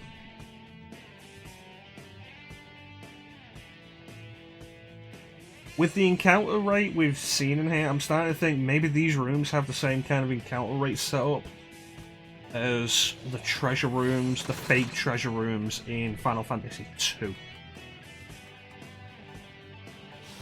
Which, if you don't know, there's one of Final Fantasy II's biggest irritants is there are regularly rooms you can check in dungeons that may or may not have treasure.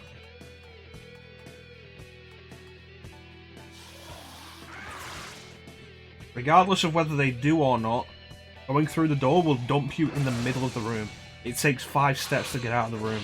You are likely to have at least 2 encounters in those 5 steps.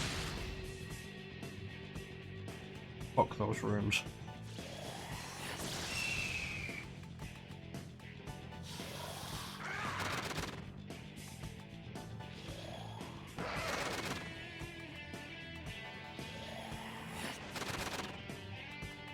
Yeah.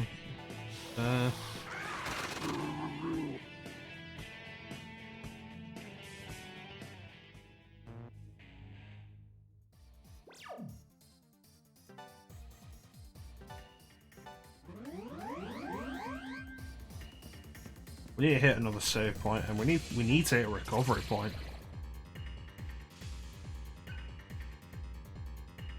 Or just use some noise. Fuck. Completely forgotten about those.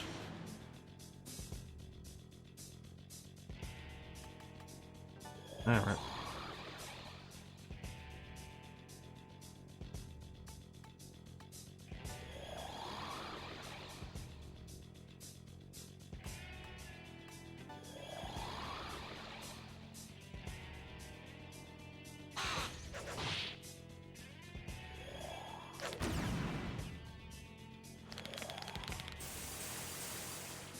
It's fine, none of you are weak to force.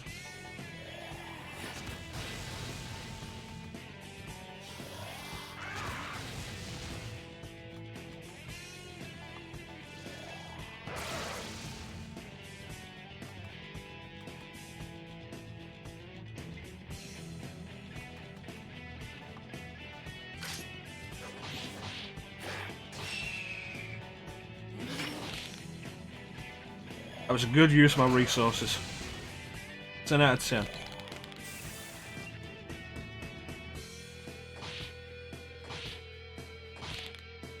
Alright.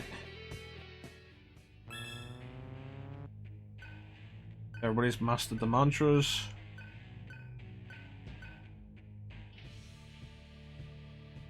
And Gale and Cielo just learned Tarazi.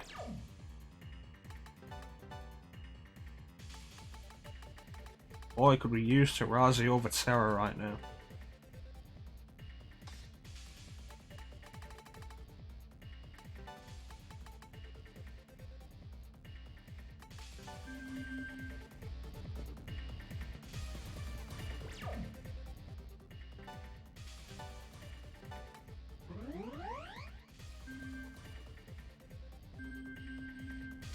See how this next battle goes, maybe decide to use a noise. I keep forgetting I have those.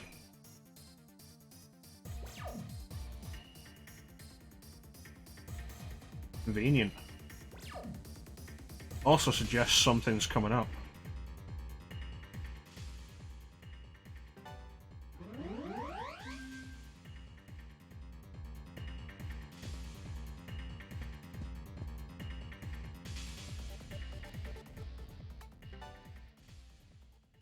Yeah. Okay, Earth. Tarazi's a good idea. Remember when 10,000 felt like so much?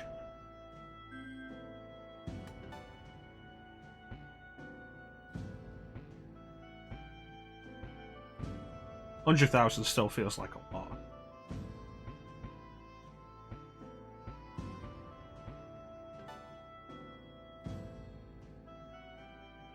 Agilo. That.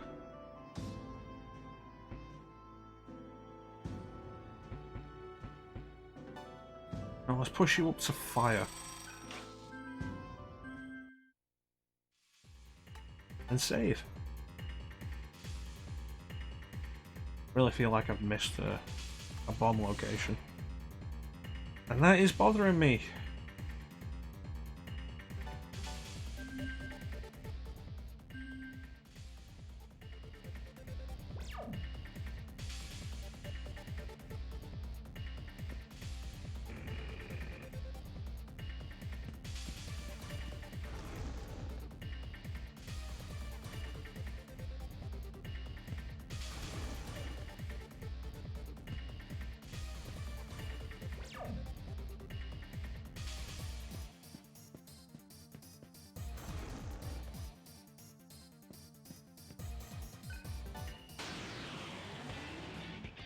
Mothman.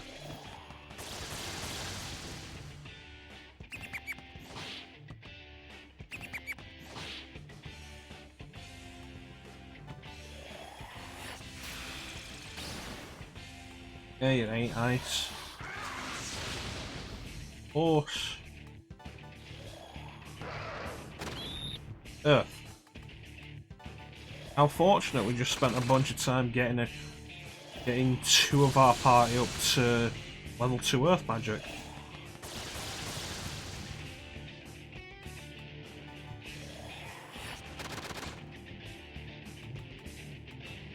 No, seriously, it's called Mothman.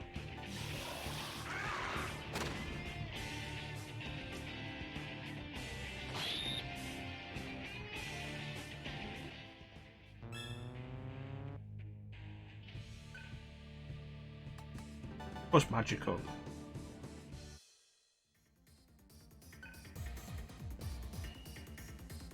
Nothing over there. Nothing over there. Sure, we heal.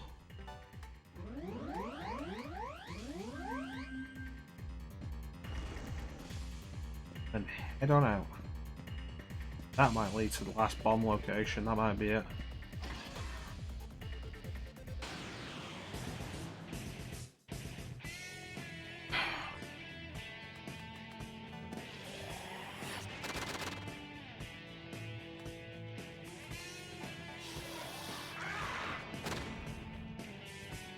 I hope the enemies are still here after we're done here, because this would be a good place to grind.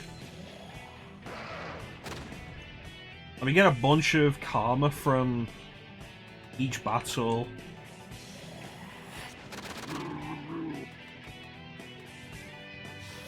We've got a lot of money. Good place to grind.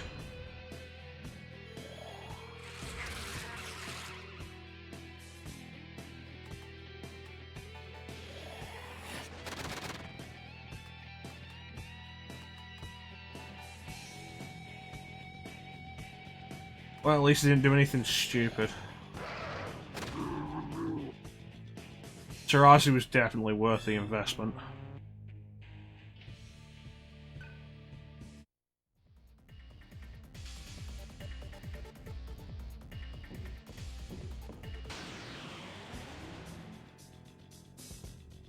You guys keep ambushing me somehow. You need to bother me.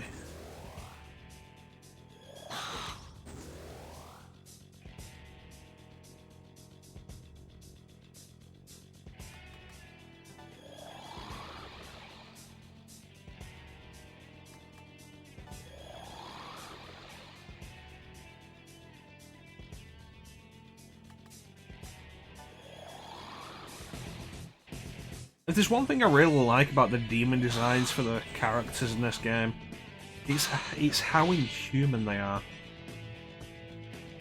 I feel like that's really the seller. It's what really sells. Fucking bastards.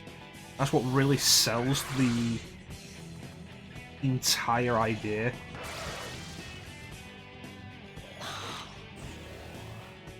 Like, the most human transformation is Surf. Or most humanoid, I guess. Even then, Surf is missing eyes. Argilla doesn't have eyes. Her mouth, she has 2 mouths on her breasts. Heat has 2 heads. Gale doesn't have arms.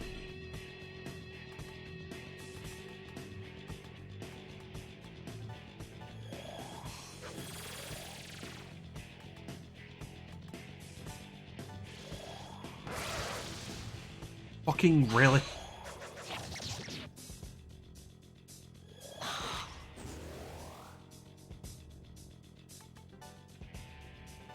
When it all comes down to this. Fucking what?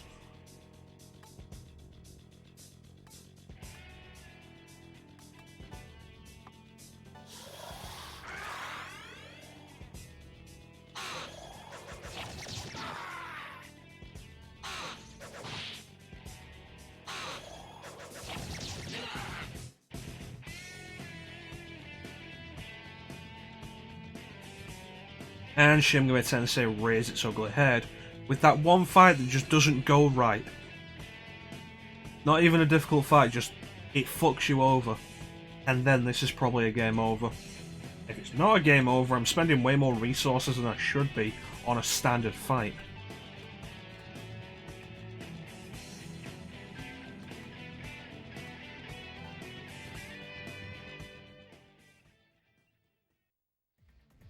Thankfully we got away. That wasn't worth it.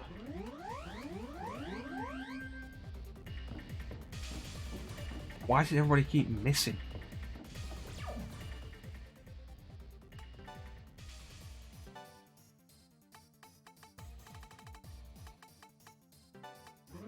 Good thing I stocked up on discourse.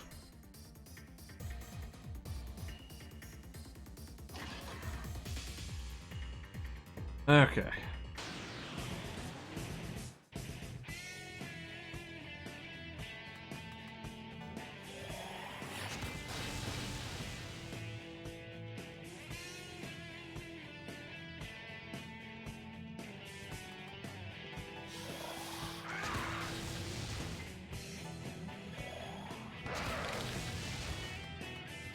Okay, one per turn.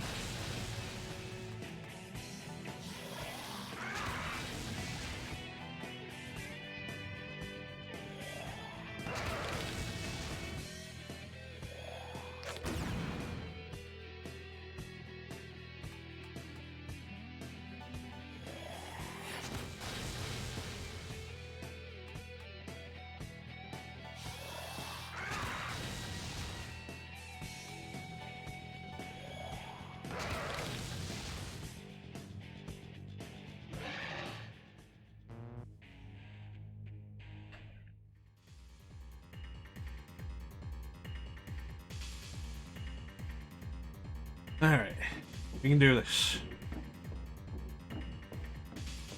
How deep does it go?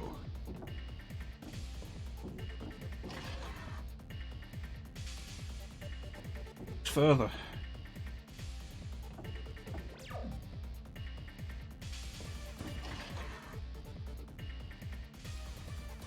See?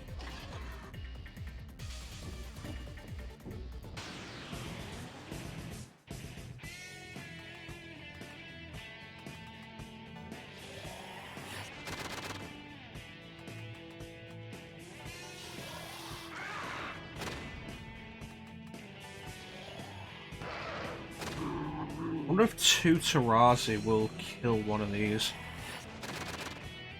If it will, that means I can use the Terror to set up the next one.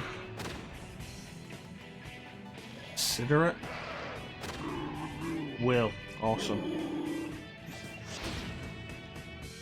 Experimentation in RPG design. In combat mechanics. Always a neat thing.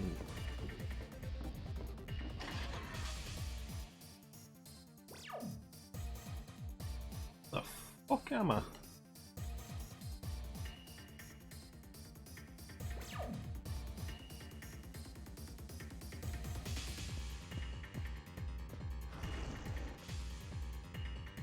How big is this place?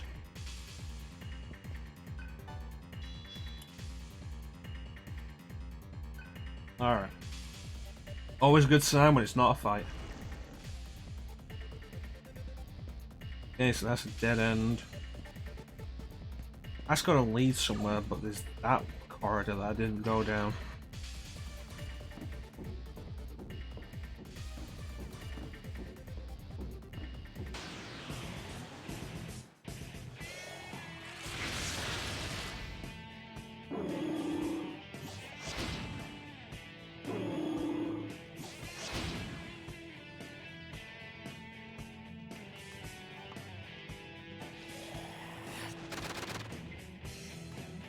Okay.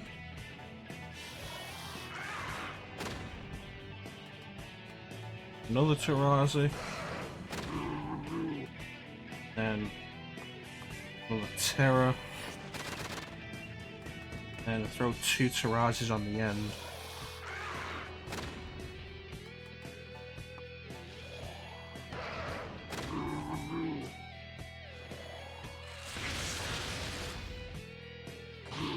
And smack, smack, sugar smack.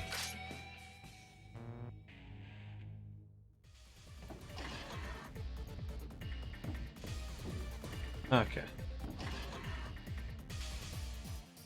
It was the last bomb. Alright, it was a good idea to come back here.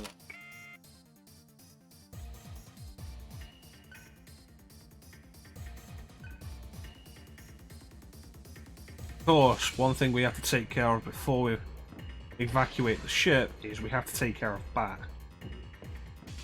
His being able to fly is a problem for this entire plan. You'll be able to get away too easily.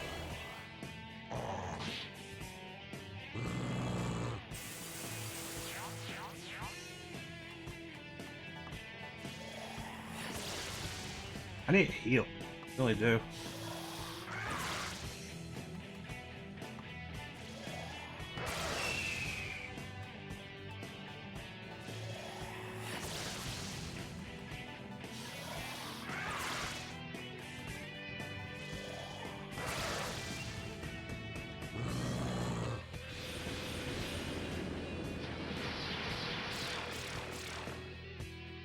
Oh, damn it. Really hoping I'd miss everybody.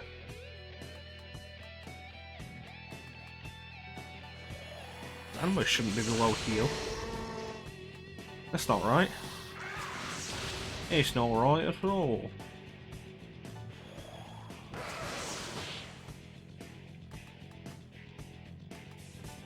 Have to rearrange that.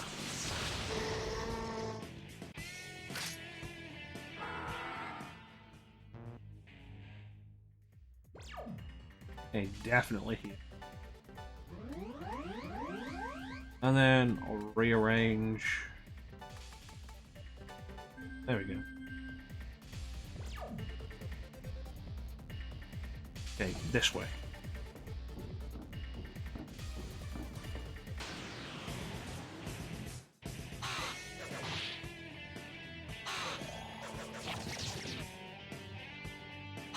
I encounter rate though. 2 of my dudes have cursed. Wonderful.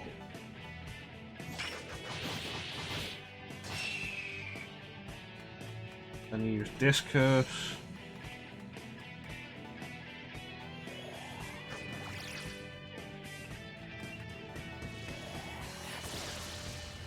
Okay, and then use discurse.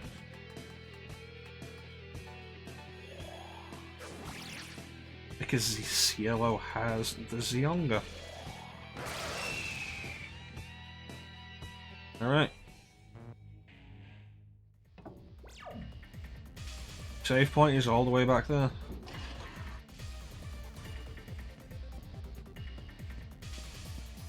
Seems like it goes on forever.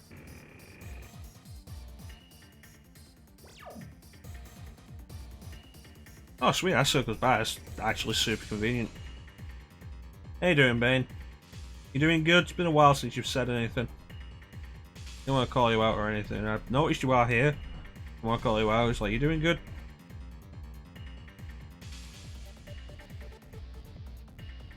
I'd say more than 50%.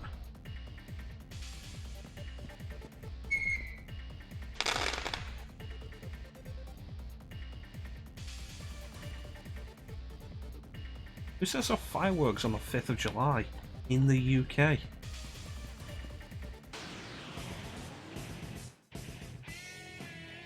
Alright, do the fires.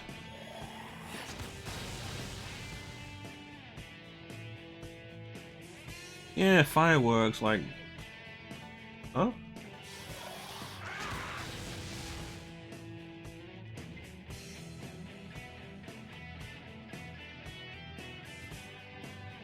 It's not like I'm wrong. That's cool. I appreciate you being here, Bane.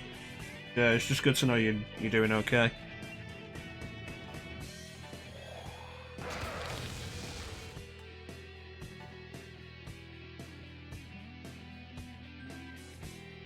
I want to take out the bird dude, but the skull can do Mudo, and Mudo is the worst.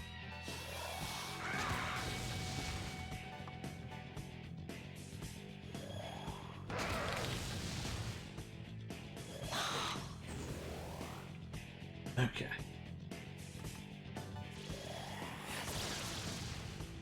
Sweet. Love it when they get stunned because guaranteed crits for every attack.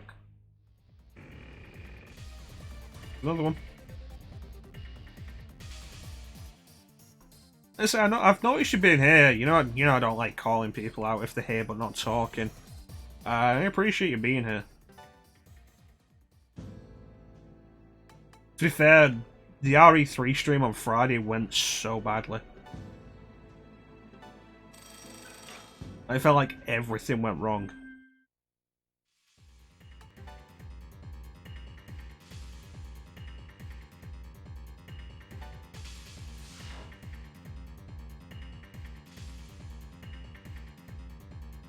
To be fair, it was a pretty dull stream.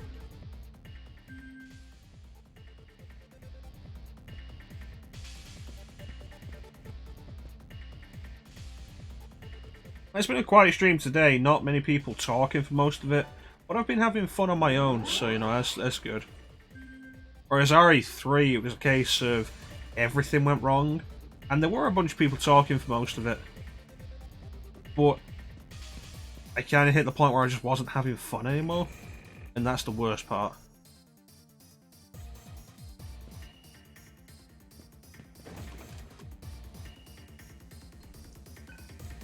Right, we head down to the 3rd floor. That's where the door is that I didn't get to go through. And if I recall, the reason I didn't get to go through there was because Gale wouldn't let me.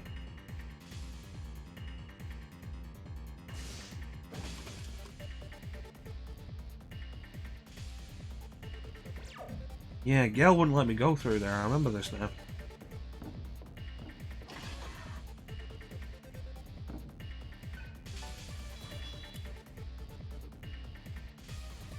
Quantum.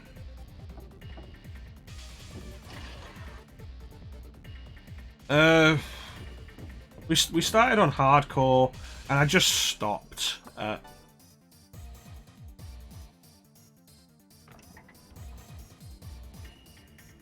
On the return to the subway. It felt like the game was being bullshit. It's another case of, like, I feel like RE3 Remake isn't balanced in actual difficulty. So much as it is, like, the higher difficulties are intended for you to go at them with a lot of shop items. And then we started again on standard, and I just quit after the RPD. Because I was really bored.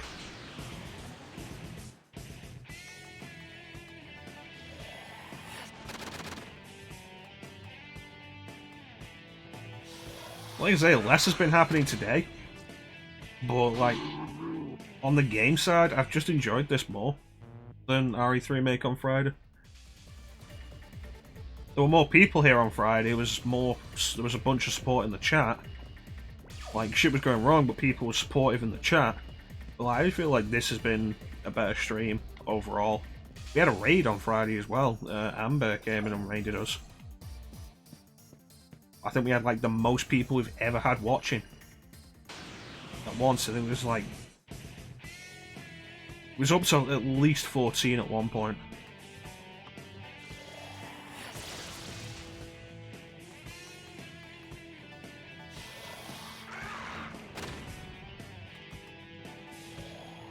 And it was, but the whole thing of like it being a really poor stream with like one of, if not the largest audience I've ever had, was just disappointing.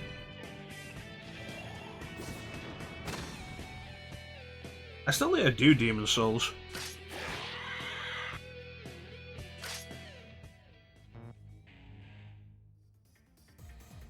It's like, you've not done Dark Souls, so I guess the comparison won't really be there. Like, is it like enemy damage is more bullshit stuff? Yeah, we got 3 new followers from it. Like I say, it's just a shame it happened during such a bad stream. What the fuck is that? It sounds Norse.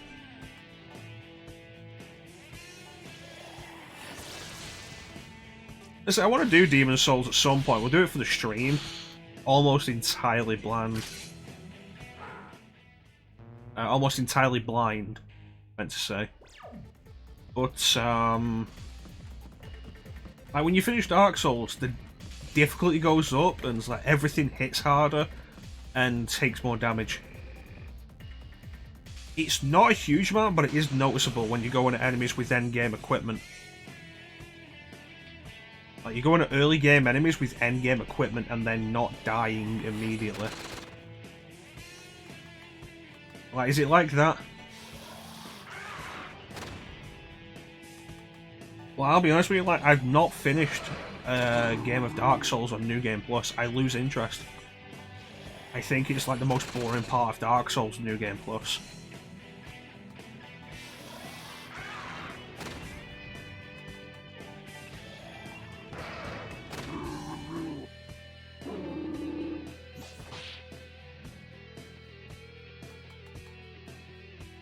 It is like that, alright.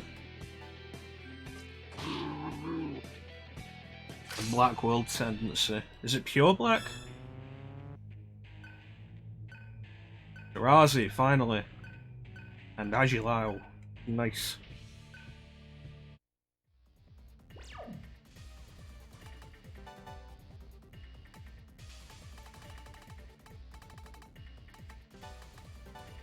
One of the funny things, I don't think anybody is entirely aware of what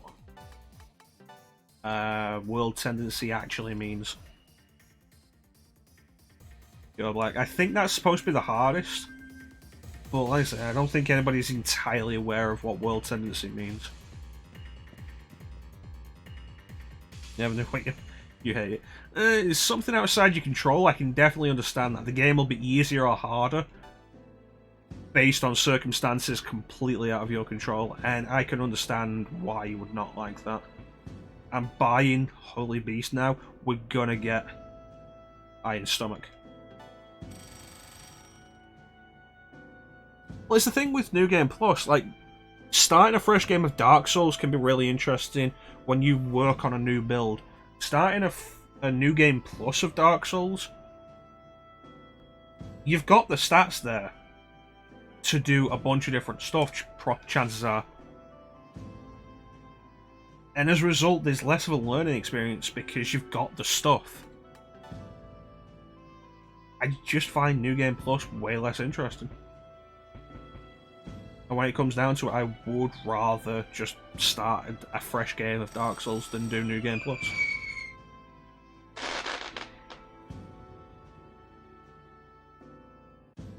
It's like I considered earlier this week, because I've been listening to a Dark Souls podcast. It's wrapping up on the first game, and I considered earlier this week, like, what if for the stream I ran through the game to New Game Plus 7? And then I thought about it, it's like, I don't want to run through the game like 7+ times. I'd be bored by probably before I'm even done the first time.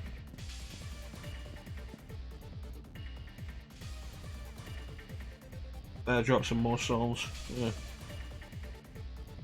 Alright. Hopefully this will be the final encounter with Bart. Fingers crossed. I have a hard time crossing my fingers now. There we go. Look at that. See? Crossed fingers. Look at that. It's fucking painful, but they're crossed. Yeah. Yeah. The Dark World, yeah. You're no different than me. How many of you devoured? Whip him in the head with your whip arms. We eat to survive. Whip him in the head with your whip arms. You're just like me. Come on, admit it. Say it, bitch.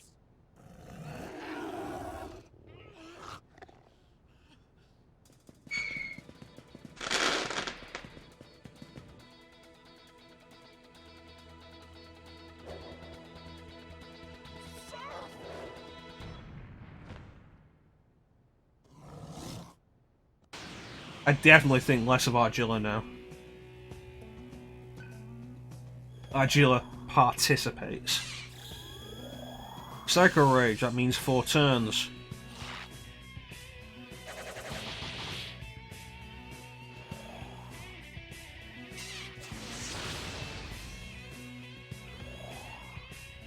Oh boy.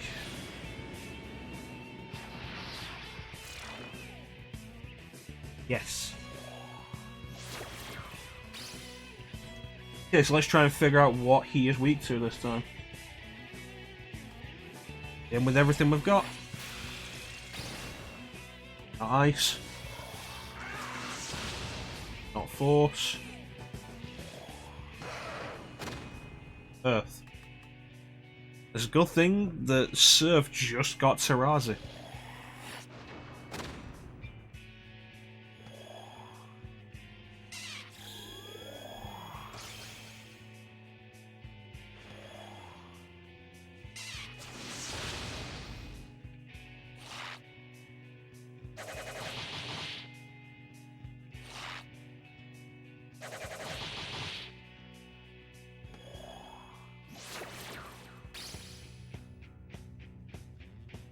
Is it still Earth?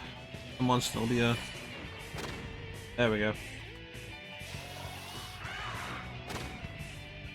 I had a feeling it'd be Earth after we went past the first 2. Because it's like, Argilla participates in this battle. Okay, so this fight is meant for Argilla to be there. What's Argilla's element? Earth.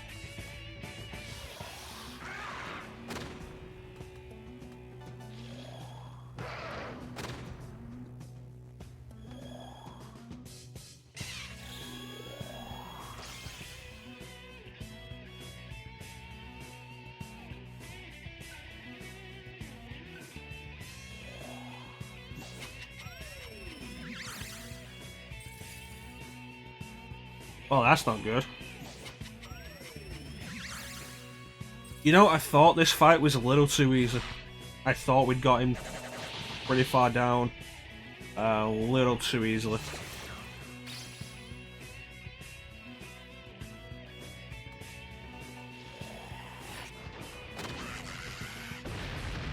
Looks like it didn't matter. Should have transformed all 3 of us, you fucking idiot.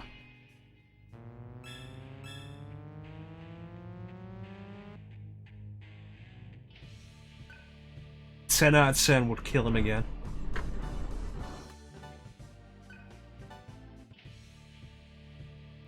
Yeah, I mean, we need to get to Bloodborne at some point, but I'm in no real hurry. I'm not really in any hurry to get back to any of the Souls games, to be honest.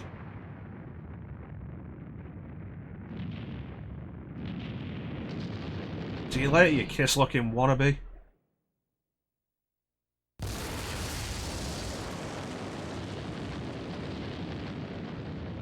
That's a big explosion. I feel like the only thing we actually gained out of that was killing Bat. I'm pretty sure we didn't kill the leader of the wolves. The brutes? Leader of the brutes.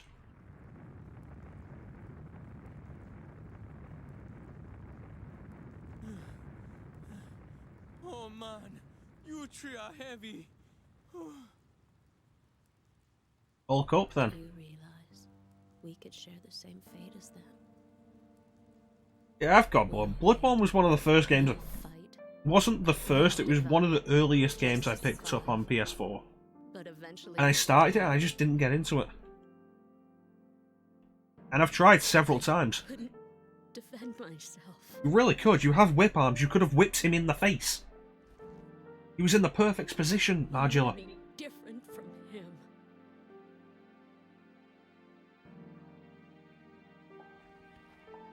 What's the point then?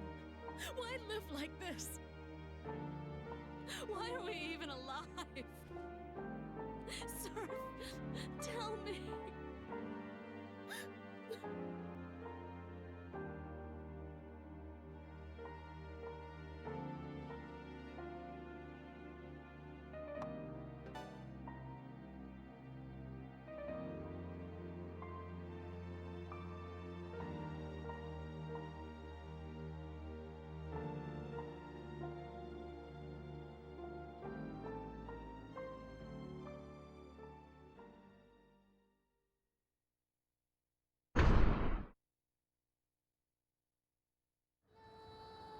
Seems pretty windy outside. You have a new hideout?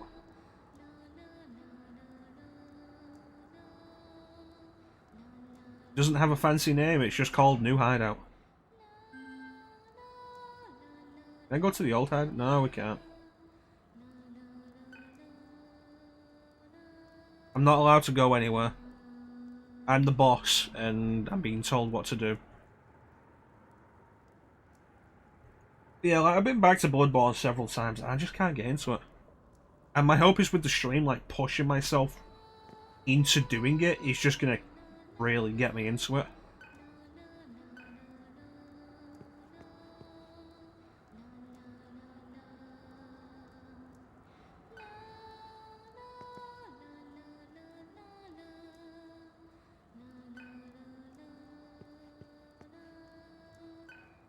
I can't use my map here. And get rid of those because that area is gone now.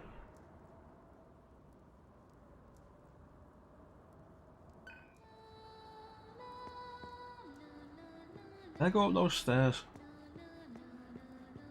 Yes, I can. It's a real door? It's not. It's a real door. It is. The way forward.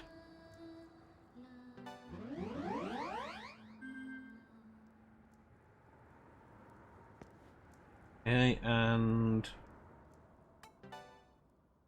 Argilla's in our party now? Yes.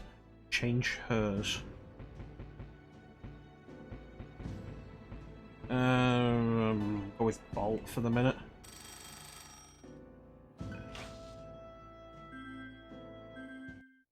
And save.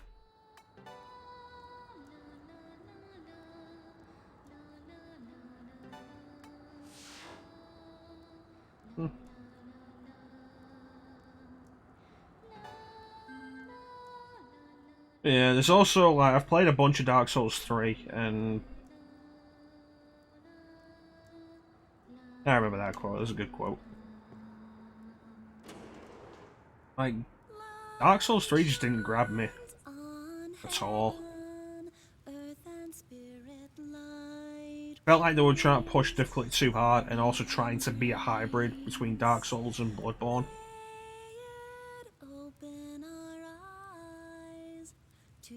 Truth, Shanti, Shanti, divine light, our heart cries out to you, deliver. You're that worried about Surf? Hmm? We're comrades. That's not what I meant. Surf can't protect you. Can't you see that I'm stronger than him? Heat, you're hurting me. Come on, you saw what happened back there. I could have killed him without even trying. Seem to have missed the point where I wasn't trying. But strength isn't everything, Heat. Surf.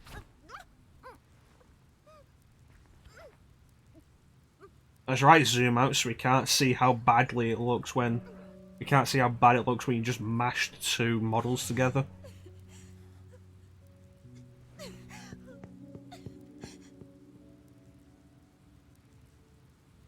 I don't think I've seen a game yet that has done kissing well.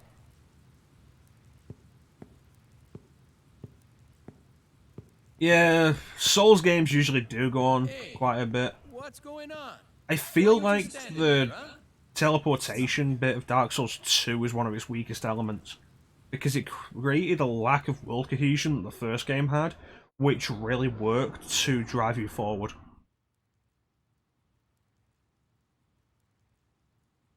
Why walk anywhere when you can just teleport from the start? And I think Dark Souls 3 still has that. I have bad news. It seems that Vishuda has been overrun. You said the wolves would last longer than that. Though it defies probability, the fact is undeniable. And to make matters worse, the remaining members of the Solids have been forcibly enlisted by the Brutes tribe. Yeah. At this rate, I am afraid they will destroy us all. Oh, there's too many of them Give then. me a break. Didn't Surf kill their boss? Why did the Solids join the Brutes, huh? Argilla, tell me, would you follow Varen if he defeated Surf? Of course I wouldn't. Heat? Huh? I'd take Surf's place. Exactly. The law states that members of a defeated tribe are to obey the leader of the victorious tribe. But now that emotions have entered into the equation, a lot of people don't give a damn about the rules. The law seems to be losing its effect on us. But why could that be? Everyone has changed, just as you have. Except you, Gale. It sounds to me like you knew about this all along. What were you planning to do? Those tiny zippers on his hood bother me. If the wolves had held out, we could have fought the Brutes together. That is why this is so unfortunate. Boss! Lupa Yeah. from the wolves. He's asking to see you. Did you I'd forgotten that Demon Souls has the whole thing of straight run with no You checkpoints. wouldn't believe it if I told you. I think that was one of the reasons why I didn't get into it at the time, Let us when I tried it.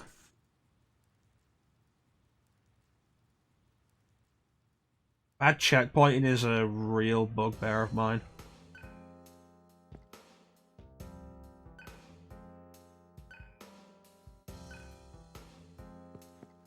Just in case you need a more whacker in your video game. He's still with us.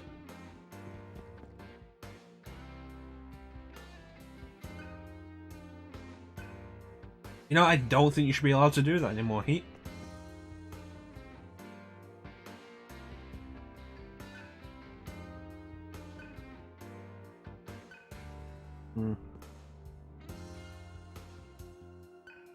That's a good point.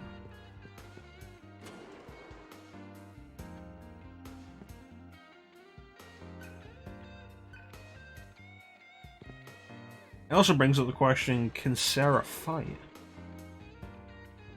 Well, that's the thing, like, Dark Souls Remastered actually does add a bunch of stuff like that, some quality of life features,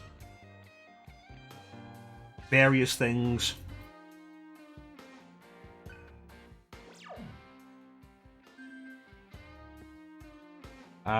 There's at least one extra bonfire in the game. Chances are, for the sake of a broader appeal, the Demon Souls remake will actually do something like that as well.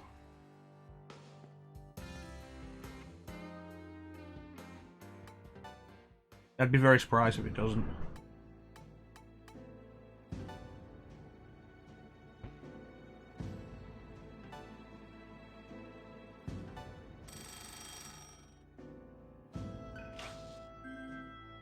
From what I've heard, like, Bluepoint have done a bunch of like some of the best remasters and HD versions and stuff before.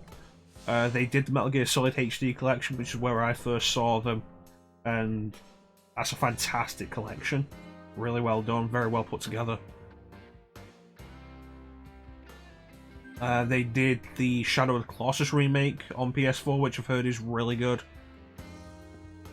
They did the Nathan Drake collection on PS4, which I've heard tweaks all of the games a bunch. Oh, that's where that is. Tweaks all the games a bunch to make them all play better. Like, not just technically, but mechanically. And Blue Point are behind the Dark Souls remake. So, who knows? It's entirely possible that they will improve a bunch of stuff with it, mechanically.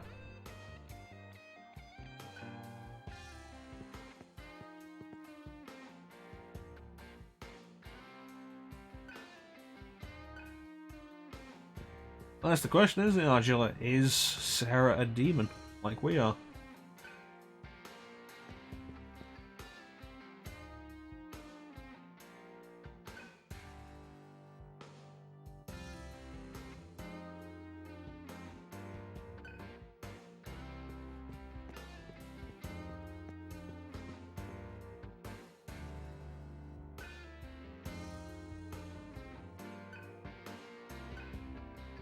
Okay.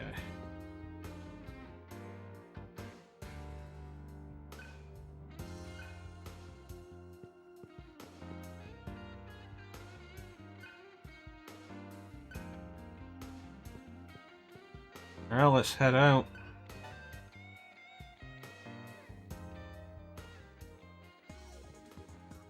Embryon Base 2.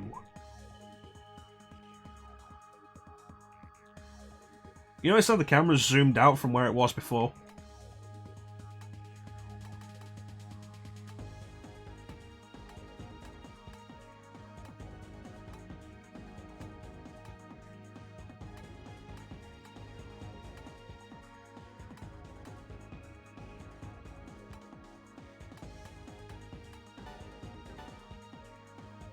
See if there's actually anything here.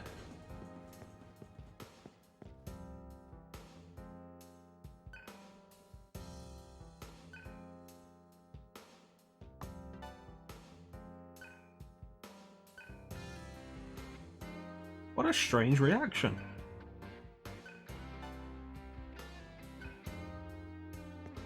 To be fair, it's always raining here.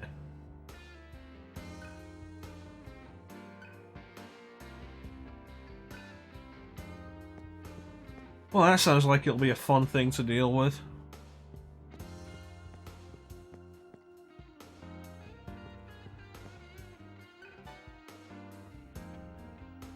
Bad enough when we start a fight in human form, but being pushed back into it during the fight? Forward to that.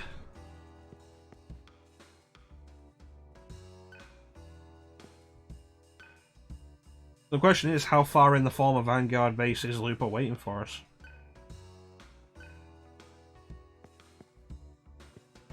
Well, at least there's a shop here. I did want to pay a visit. Okay, sell some of these cells that we got.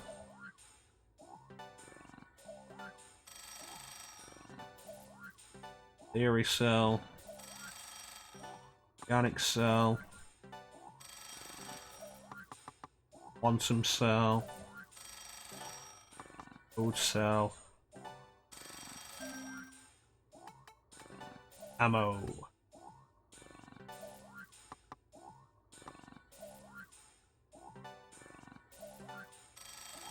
Yeah, let's give everybody a neutron shot.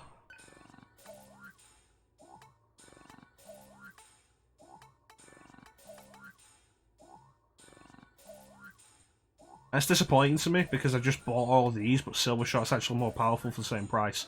The difference: Neutron Shot has poison, but I want the sheer attack power.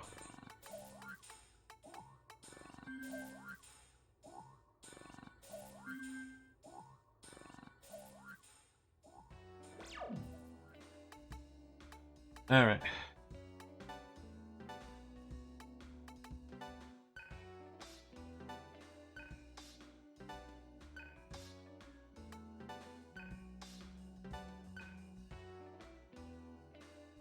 So We've got Argilla and Heat back now, both at a higher level than when we left them, interestingly.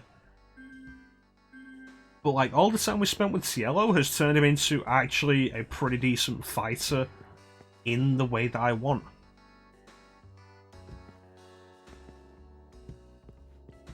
Which is interesting, because we weren't with him for a huge amount of time.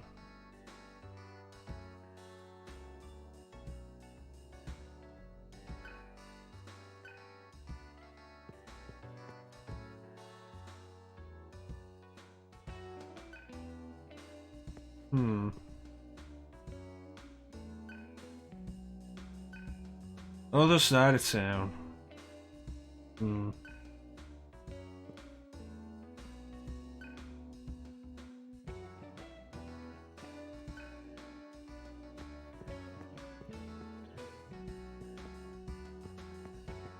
Well, I guess we're gonna have to make our way through.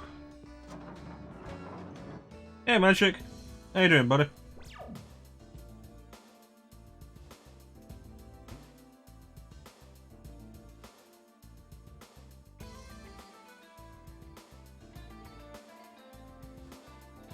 Going pretty well. Going pretty well.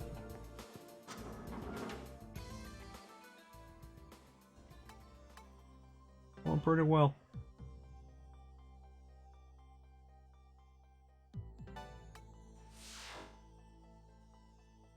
Not doing too bad. Better than when we started. I'm in a good mood. In a good mood now. This game's going pretty well, and I'm enjoying it. Nothing like just playing a good game. Put a little pep in your step. Where am I going?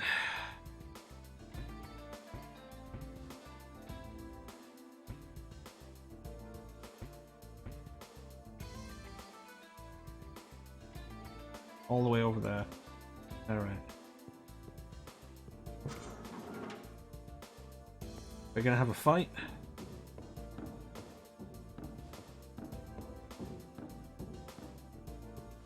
Like I said before, like, you gotta love these PS2 era RPGs. There's just something about them. Proceed. So we had to head through here, but these are early game enemies. We've got the money now. Shared karma would be a good idea to... Heading forward.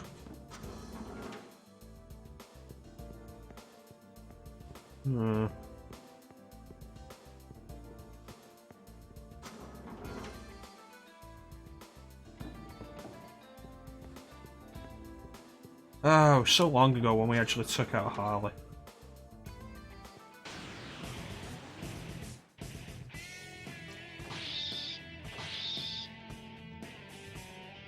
I took a look earlier today while I was putting some stuff on YouTube, because I mark the date every stream I upload to YouTube. I mark the date it was originally streamed at for posterity's sake.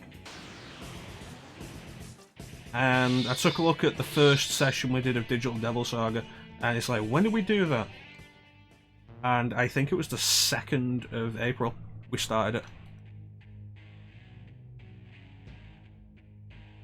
Final Fantasy X's good. Really can't argue with that. But I feel like, in a lot of cases, it is really worth taking a step outside the better-known area of the genre. Well, this is... What are you doing here?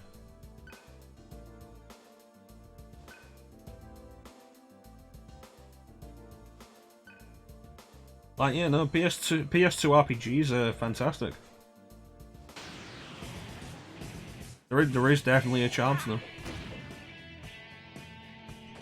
And like, while it's all well and good to stick to the bigger names like Final Fantasy or Dragon Quest, or like, what's another big name? Maybe Tales? It is definitely worth your time to step outside that better-known comfort zone a lot of the time. Shin Megami Tensei is better known now thanks to the success of Persona. But back in the PS2 days, these were very niche.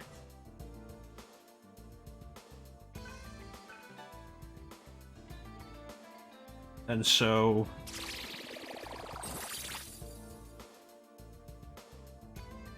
Like, you really would be stepping outside of comfort zone with one of these games.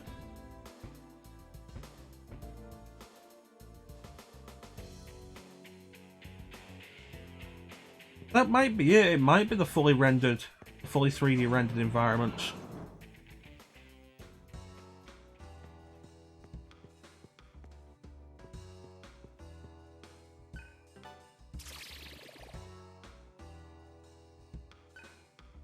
Because there is a definite visual and mechanical charm to PS2, GameCube, Xbox era JRPGs that the RPGs from the HD era don't have. Phantasy Star. Kind of a shame they stopped doing proper Phantasy Star games and focused on the online. That'd be really cool. I end up eventually playing a Phantasy Star 5. That'd be cool. I'll bring Shining Force back. Sega's sitting on so many franchises that they're just not doing anything with.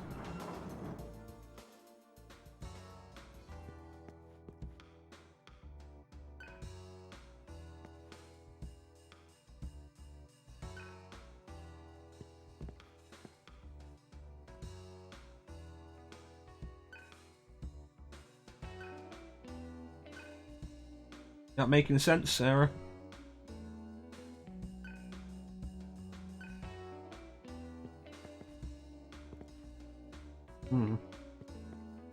Gale. You mean a sewer system or a storm drain?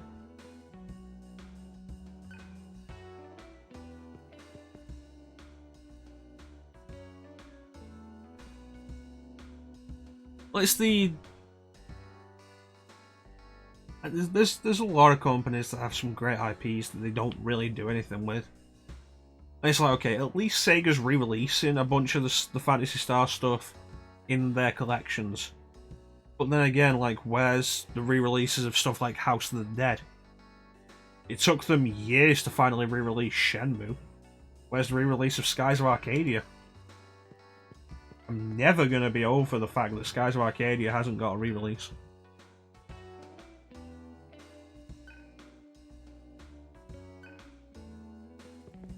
Those who attack him are defeated instantly.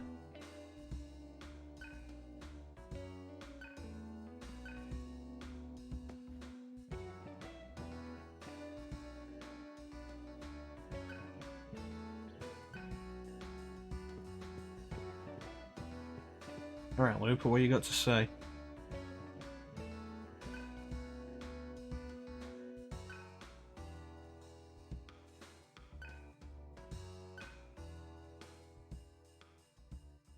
You should pay good money for it, it's fantastic.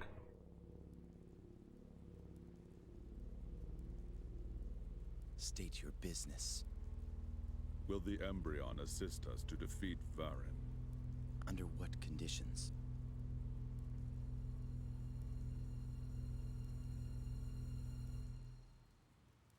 Your leader will receive my head.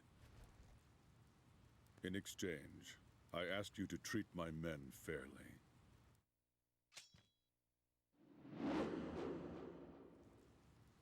Gale! What assurance do we have that you are not here on Varen's behalf?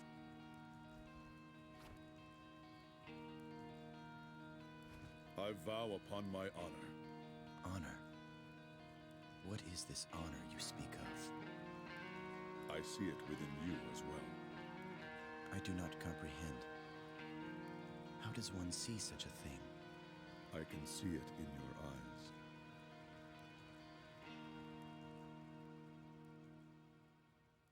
Oh, is Gale finally awakening? But no, Skies of Arcadia remaster. Be all over that. They remastered it and put it out. I'd do another full playthrough of that game. It was fantastic. Yeah, that was the thing. I remember years ago, the whole thing of like Sega possibly teasing both a Shenmue remaster and a Skies of Arcadia remaster. Supposedly, she could And easily then destroy neither of them happened. Shenmue Remaster didn't come out until Shenmue 3 was announced, which was years later and was definitely not in the cards at that time. Are you all right?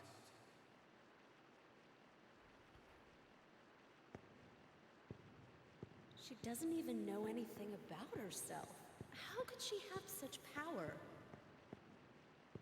Can you honestly say you know yourself? What? I've had several dreams about a child lately. In these dreams, he calls me Father. Here we are, we're getting to the heart of the matter of what's actually going on. I feel as if I have something to tell the child. But perhaps someone else will, in my absence. Someone else.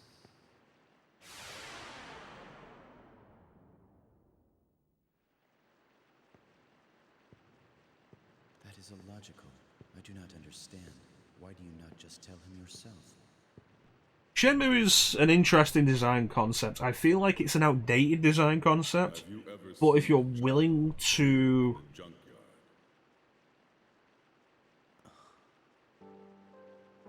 You're beginning to understand. Actually, a damn good question. Why must we continue to fight this war?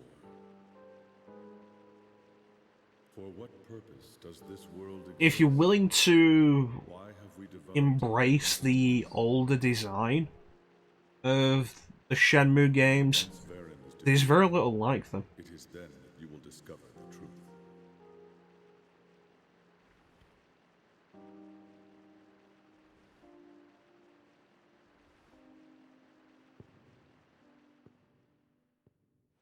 Whether it's a good or bad thing is down to personal opinion.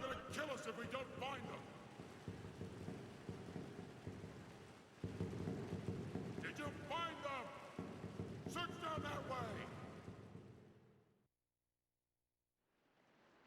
I finally saw a bit of Judgment recently, completely by accident. I was surprised that it has an English dub. So they found this place too. Especially since a big part of the point was... As an entrance to their base. A big part of the marketing was its connection to Yakuza. I'll buy you some time. Against all those guys? Ha! Now I know you crazy. I was the leader of my tribe. You are the ones in danger. What do you mean? The wolves fell to Varen alone. He did that? All by himself? He's become unstoppable somehow. You cannot defeat him alone. In fact, her power may be the only way. Oh. My power?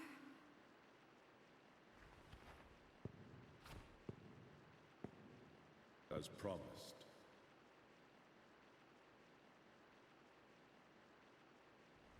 Lupa. There is someone I must... I do want to start going through the Yakuza series on Let us go to Nirvana together. the stream at some point. To rule Like over starting with the original, the must defeat their leader. then working my way through them. Will The biggest thing that holds me back is they're long games, and I've also got other stuff that I want to be doing. If not, we will destroy the temple.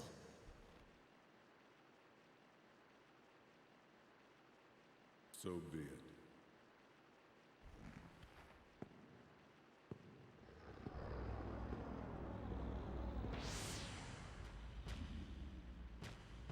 Who would have thought a guy called Lupa, who leads a clan called the Wolves, tribe called the Wolves, would turn into a three-headed wolf?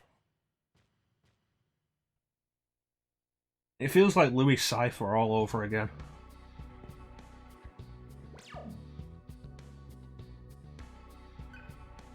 Saber Shaman.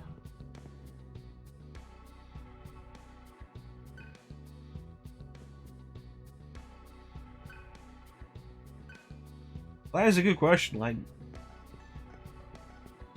you haven't seen any children. So where did we all come from?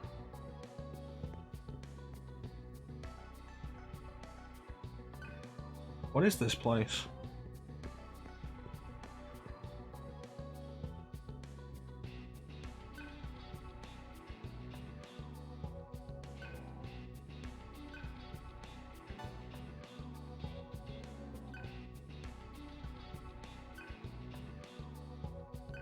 So it becomes a case of, if all we've ever seen are adults, where did any of us come from?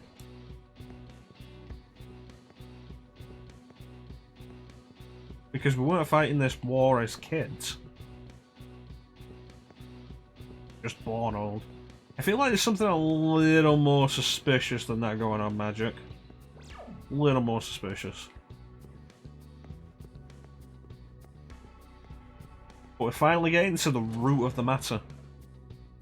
Moving beyond just wiping out the other tribes and actually getting to some kind of revelation.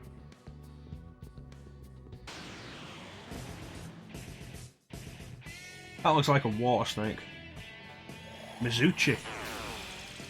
Don't use ice on it. It absorbs ice.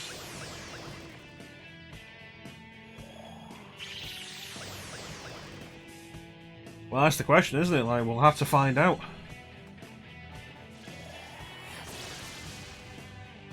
Born in tubes. People are no longer born. They're grown. I feel like that's such a good, underappreciated line in The Matrix. Cyborgs created in human form. We'll get to the answer. But we will end up having to take a bit of a break between Digital Devil Saga and Digital Devil Saga 2. Because we do have other stuff we have to do.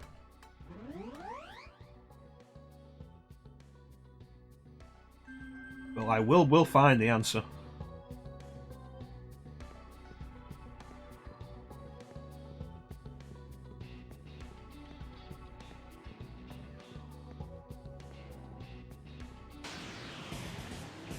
Yeah, I do really feel like it's such an underrated line from Matrix. The fields of humans, people are no longer born, they're grown. And like, combine that with the visual and then actually think about what's going on. And it's beautifully horrifying. I love it.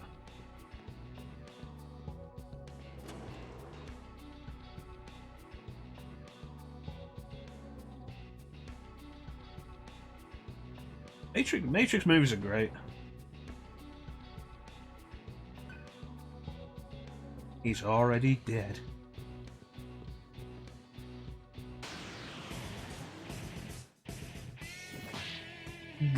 The Matrix 4 is a case of like, like, what are they doing with it? What could they do with it? Yeah, you're right about the gem Hadar.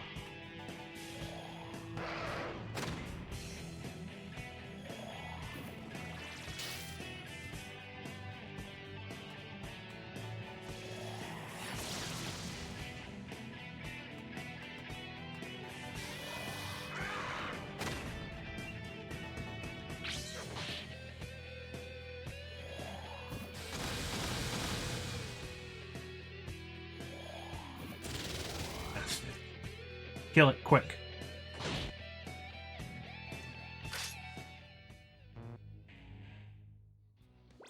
Yeah, the Matrix 4, though, it's like...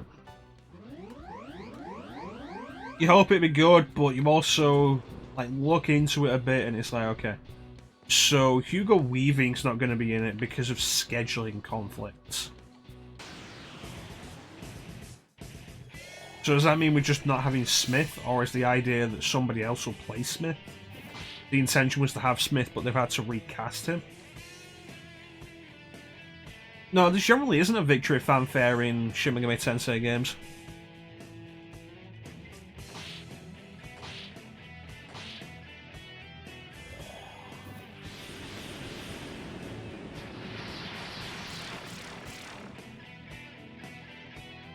Awesome.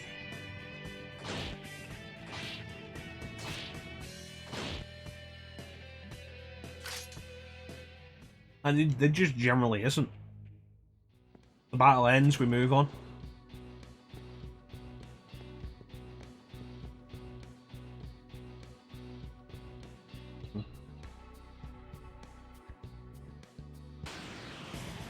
Okay, you asked for it.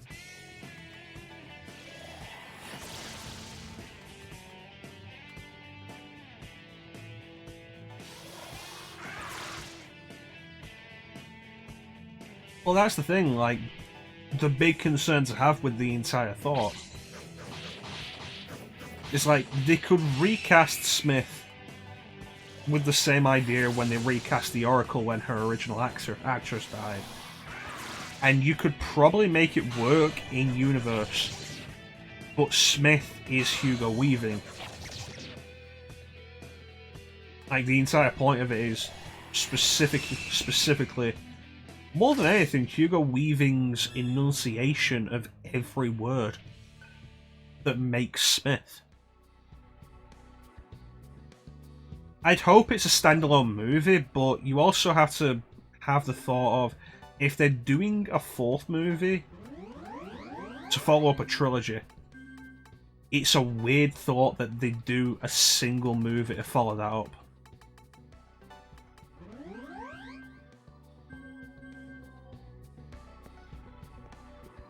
It's like, okay, imagine if the Star Wars sequel trilogy had been one movie, and that had been the intention all along. Follow up a trilogy with one movie, it'd be weird.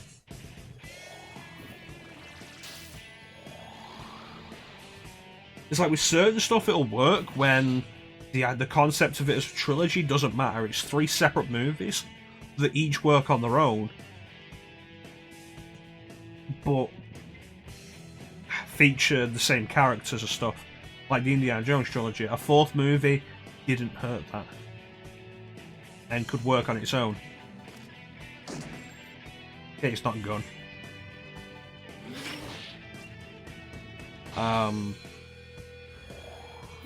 But like with the story, you can't watch The Matrix Reloaded without having watched The Matrix. It doesn't work, you'll just be confused.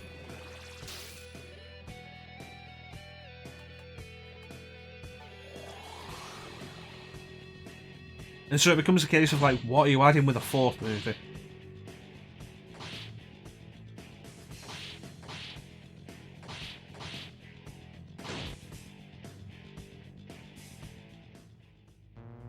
Is it something you intend to add with a 5th and a 6th and stuff? But there is also the case of like, even if they intend to try and make a trilogy out of it, they should focus on making the movie work on its own. Yeah, Terminator was my main thought. Every Terminator movie. Salvation was supposed to be the first one in the trilogy. Genesis was supposed to be the first one in the trilogy. And I'm pretty sure Dark Fate was supposed to be the first one in the trilogy. And none of them got off the ground because the movies didn't do well enough. So, like, if you're gonna try and do a trilogy idea, or, like, anything like that, at the very least, make sure your first movie works on its own.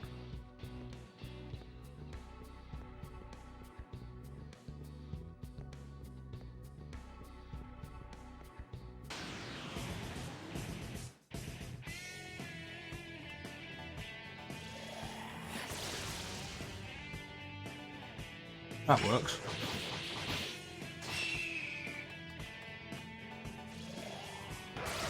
Oh god, I forgot about that. See, that one is really weird to me.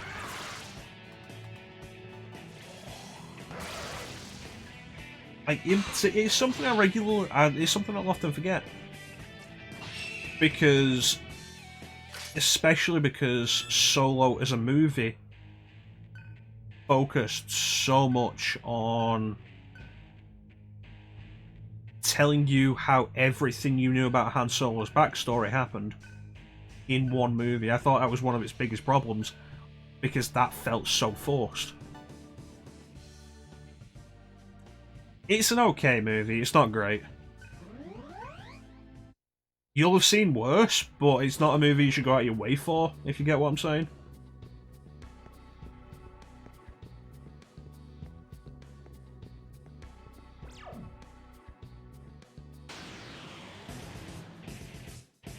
Ah, crap, another angel. It's not an angel? Hmm.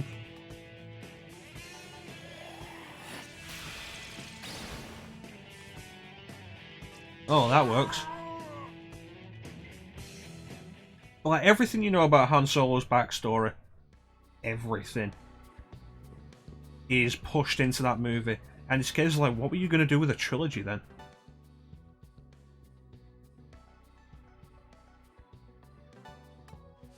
Because every idea you could have drawn on, each of which could have served as its own movie, you threw into one movie.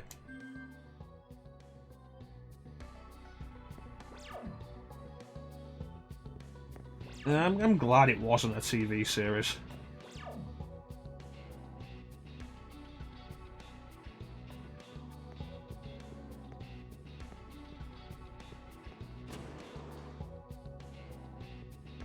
I feel like as a TV series it would have been so padded.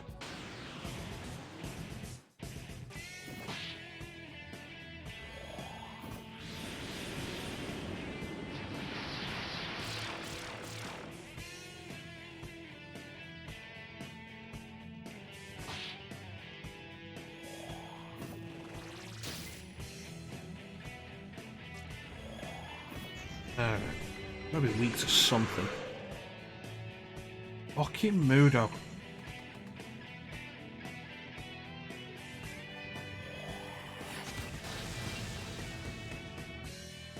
Not fire.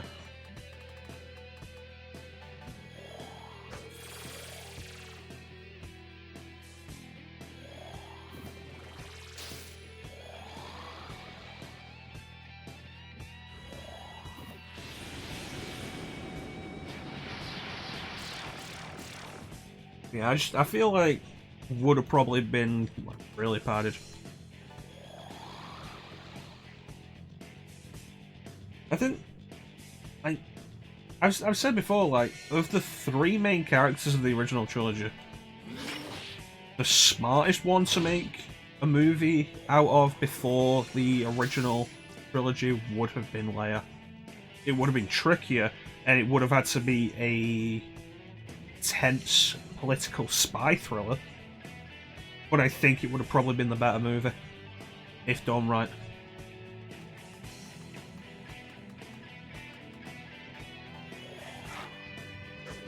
Like Leia just as she joins the Senate.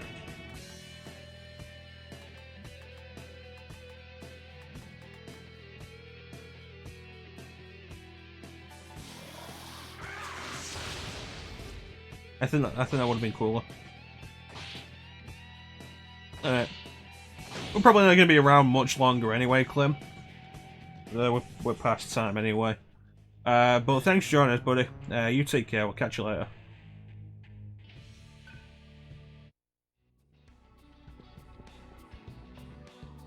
I hope that's not an enemy encounter.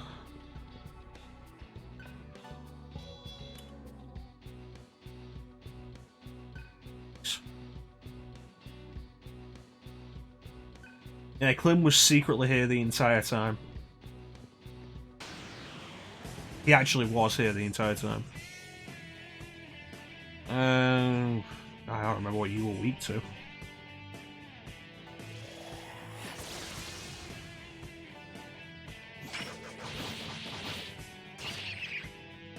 No, we've not seen Ninja in a while, actually. I hope he's doing okay.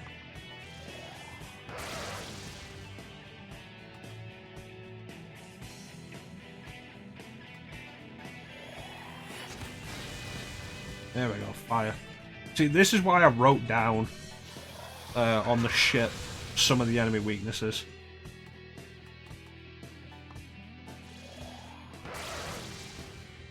Damn it.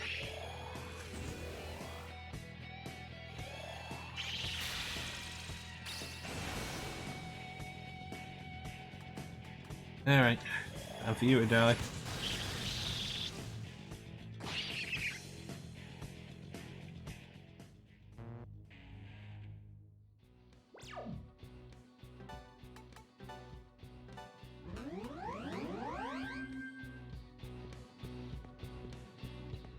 Yeah, ninja's probably fine.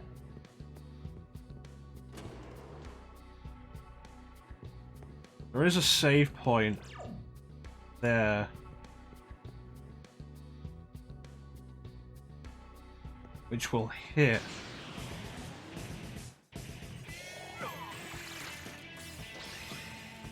You know, you might be right, Bane. You might be right.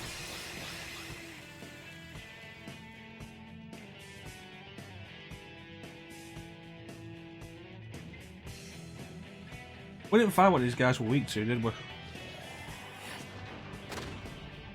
Earth.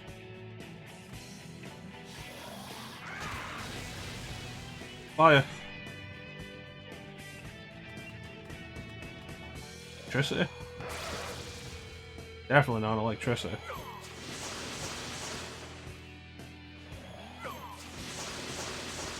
He might have been, I'm probably just forgotten. You know what I'm like with these things. Wind force. Is it force? Definitely not force.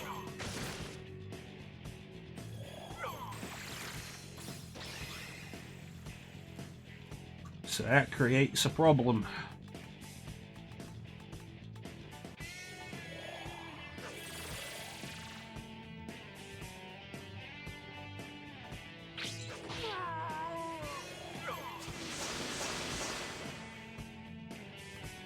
Okay. Diorama.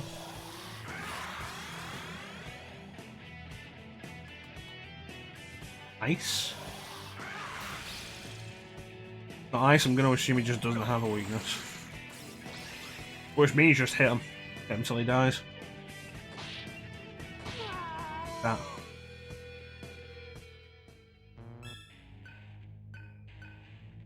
I'm an idiot. We're just at the save point and we didn't change anybody's mantras. Alright.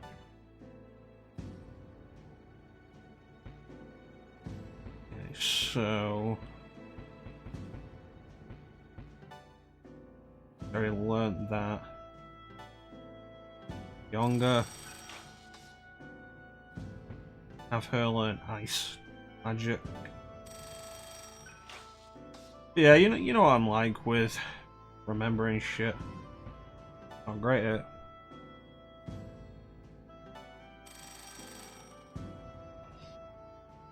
Yeah, we really are rolling in cash all of a sudden.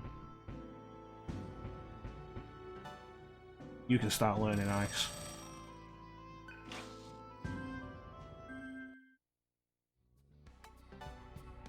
Alright, so what we're going to do is we're going to head up to the next save point and we'll call it there.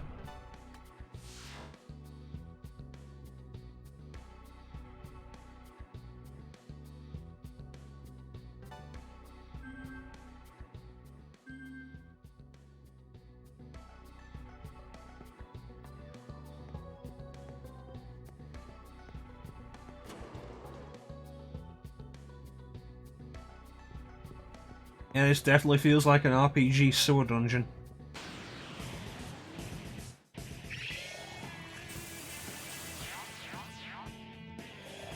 Well, that's the thing, like, if you remember previously when we start hitting some of the upper levels of some of the mantras, and it's like, that costs a lot, we can't afford that yet. And all of a sudden, we've gone from, like, I don't think we started this stream with much money, and now we're at 400,000, more than we've ever had in this game.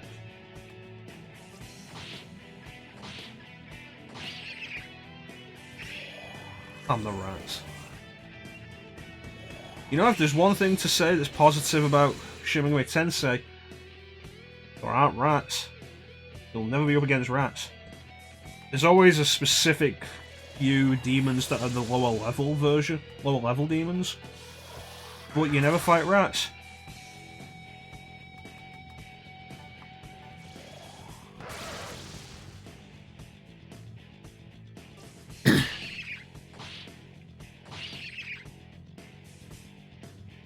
Like, Pixie is usually one of the first demons you'll run into.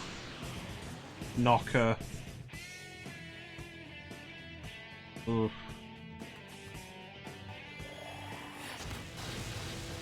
Wait a minute. They mastered something. I didn't set any new skills. I always hate having to grind specifically for money. Really don't like that. Tales of Xillia 2. That was one of the main things with it. You were always grinding specifically for money. It was so irritating.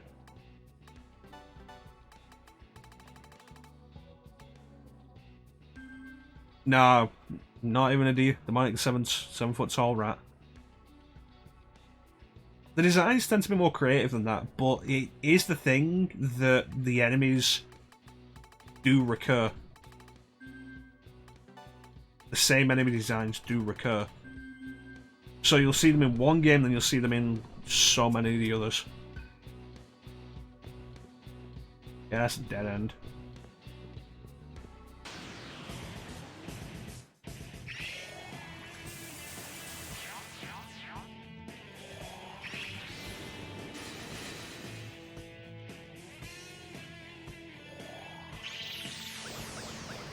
Like, I will say though, like, okay, so the manta ray looking demon looks almost identical to Fornius, a recurring demon in the series. The water snake, I don't recognize.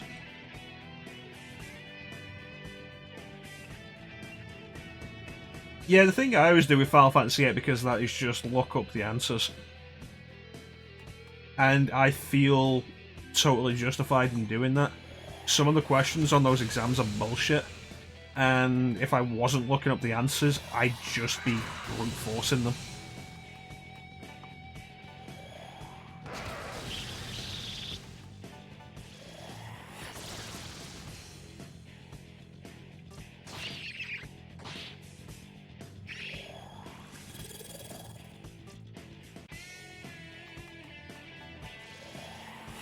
Yeah. Let's think that, okay, testing you on battle mechanics, sure. But a lot of it is bullshit. And some of it is worded really stupidly, so you'll pick the wrong answer. I knew Cielo was gonna do this before we got anywhere.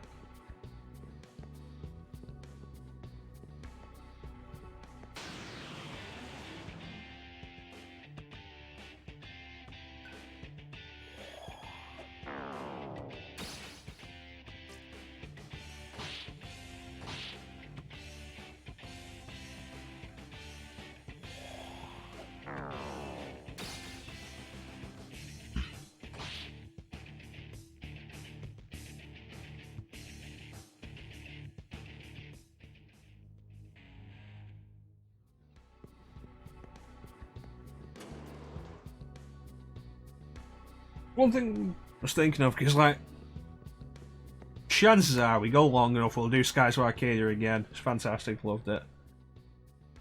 It's like, do we do Legends again, or do we take a look at the original?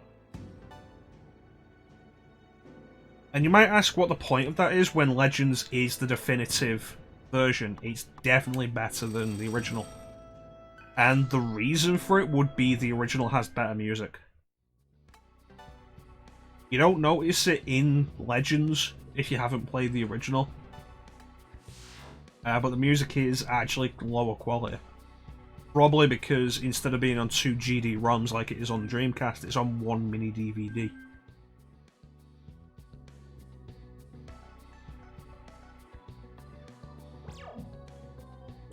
Yeah, you don't have to buy new stuff.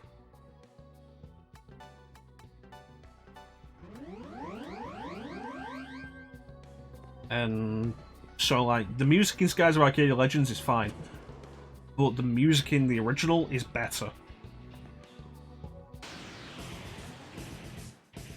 Actually, I think I'm kind of surprised there isn't a ROM hack intended to be played on Dolphin or something, which would add the original music back in.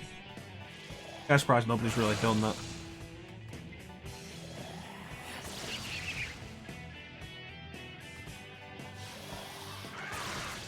The original has a very high encounter rate.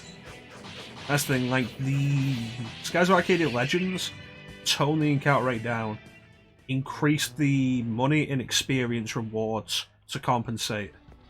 And some people will still say the encounter rate is kind of high in that game.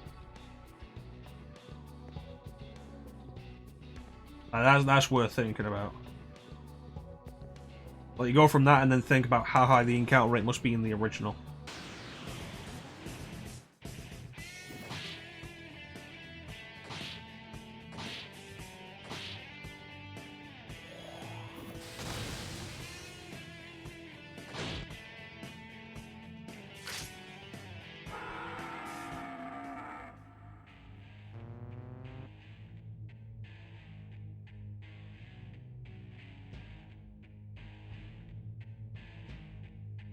And it's just one of those things.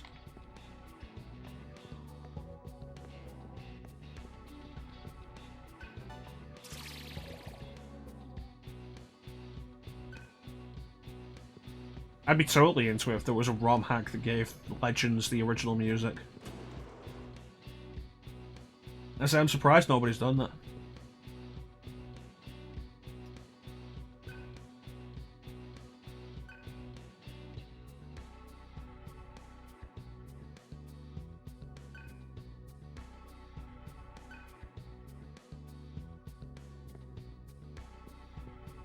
There's the, I think it's just that the music in Legends is at a lower bit rate. Hey, you asked for it. We didn't find what these guys were weak to, did we?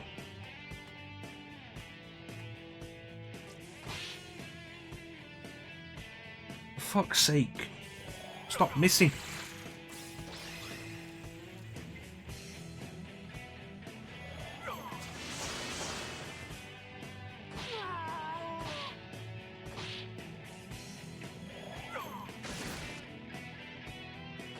But yeah, it's just at a lower bit rate, I think. Because you can, like, you can find Skies of Arcadia soundtrack playlists on YouTube.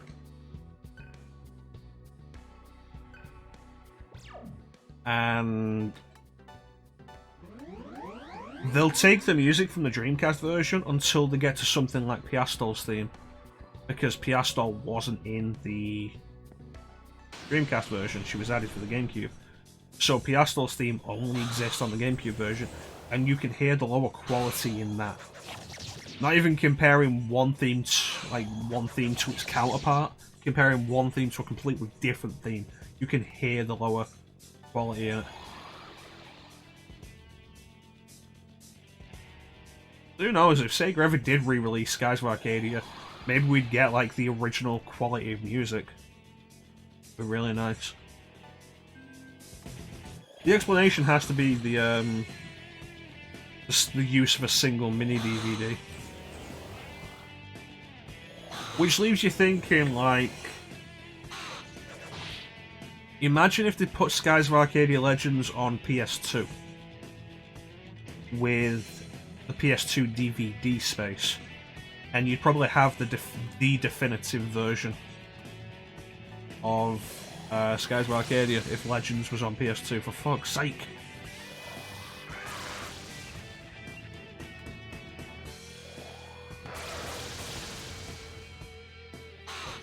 Probably the only occasion that would happen, where the PS2 version would be better than the GameCube version. Hopefully, because there is a case of a Dreamcast game being ported to PS2 and it being pretty bad.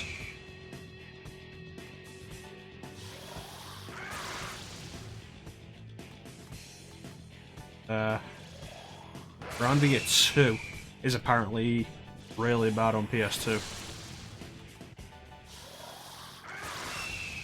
I've also heard, like, there's Grandia 2 HD, which I think has been renamed at this point to Grandia 2 Anniversary Edition or something.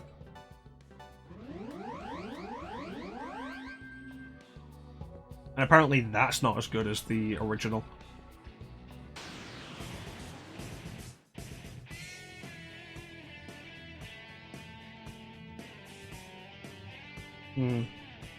Is Zero 2 discs?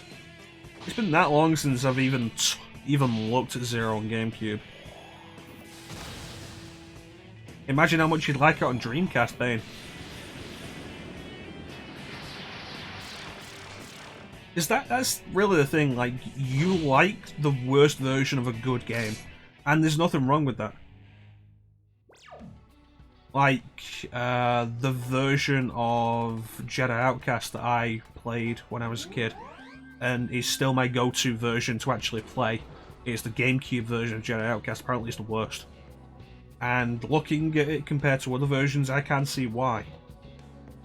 But you know what? To me, it plays better than the more recent port of it to PS4 and Switch. Partly because it feels like it's been made for a console and not just ported over from PC in a really cheap way. I did not remember that. That's weird considering how little actually goes on in Zero. I'm surprised at that. But then doesn't Remake swap discs really late in the game anyway? Like, does Remake swap discs at the lab?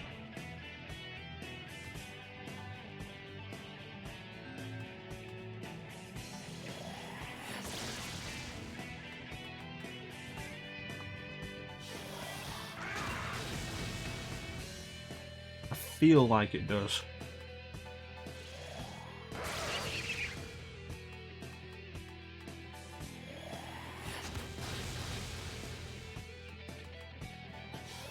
Yeah, the lab. Weird how late some of those games would swap discs. Like RE4, you go through the castle, and at the end of the castle, right at the end of the castle is where you swap discs in RE4, and it's like, wow, that's so late in the game.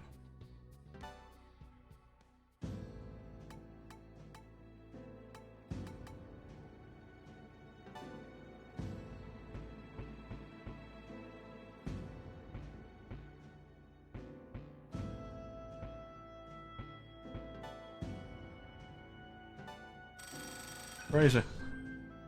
Really is crazy. Alright. I think Cielo's almost ready.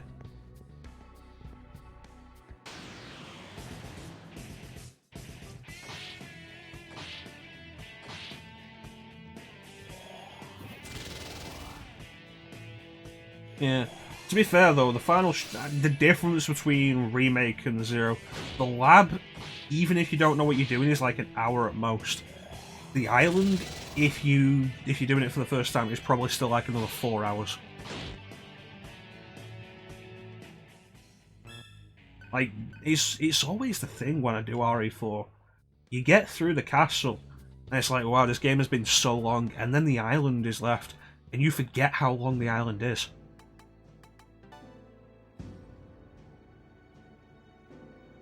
I think that's probably a big part of the reason why we think less of the island. Because it's not just that it's kind of weaker, but there's also that you've been playing the game for so long as well.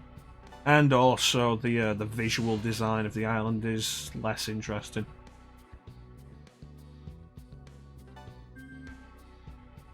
Like, you get to the island, you've still got so much of the game left. Crazy. Yeah, I think my LP was just under 10 hours.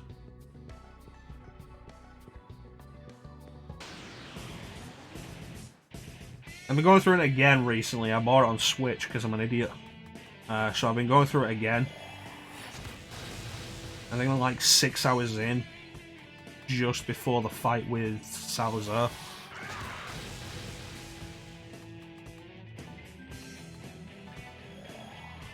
Yeah.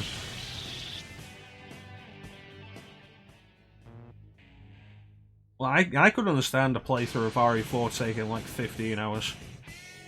Shit, what was Mothman weak to? How sweet it is, Earth.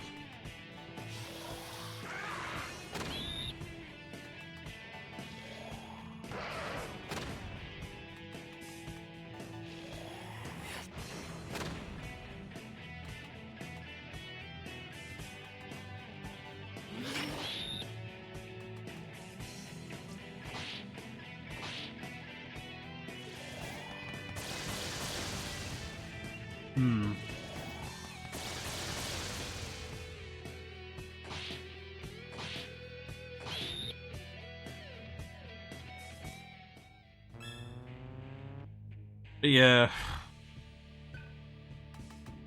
Always amazing how long 4 is.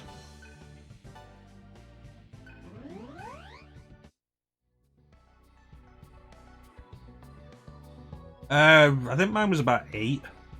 I think we compared notes on this, like mine was about 8.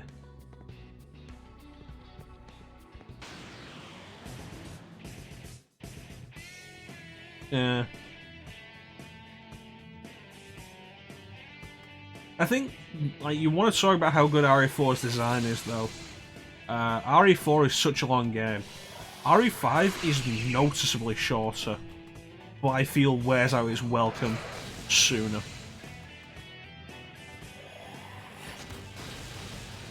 Especially on replays. Like, on a replay of RE4, I get through the castle, and the first point where I'll be like, ugh, is probably a good way into the castle. It's usually the maze. And I feel like the same amount of time into RE5, I've already said ugh more than once. The marshlands are probably good, probably the main point where it starts happening. And that's like 2 or 3 hours in.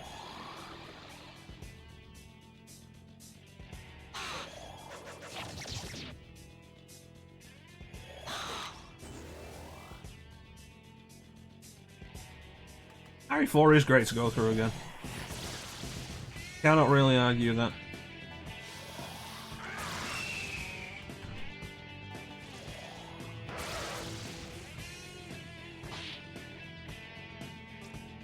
Fucking hell, Gale.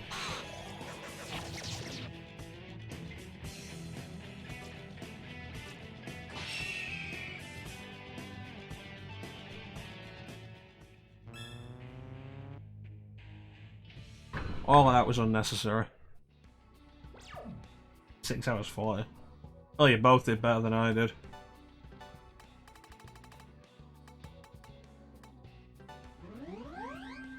Might have to buy more disc cursors. It feels like they're really breaking them out now.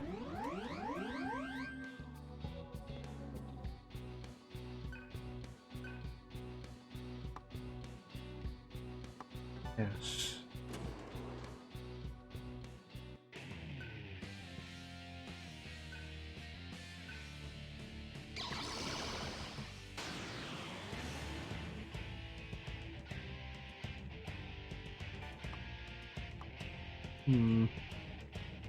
That's interesting, because the B playthrough is usually shorter. Wasn't your first Leon playthrough the B playthrough? I know you have a weakness, we hit it earlier. Fire, alright.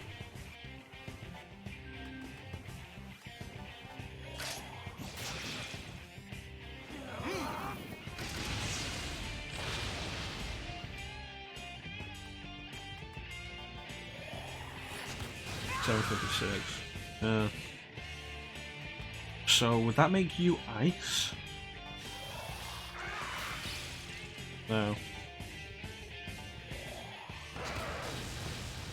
Not fire. Lightning. Alright.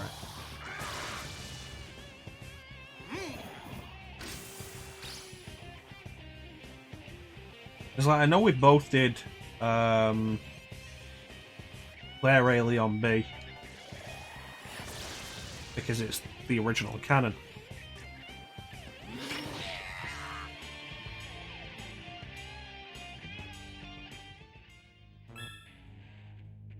Okay.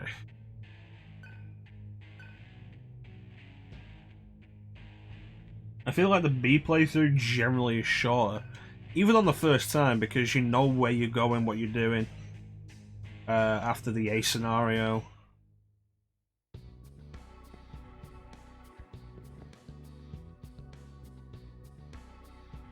Yeah, Claire does have a better time with the grenade launcher. Leon's weapons, it's the comparison with original and remake.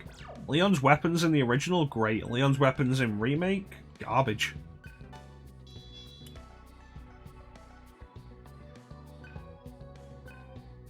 Like how Claire can reliably deal with the liquor, Leon really can't.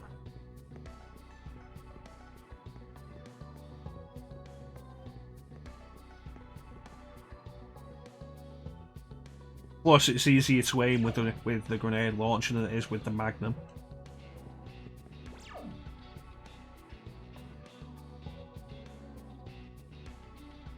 There'd be a point to going all the way around here.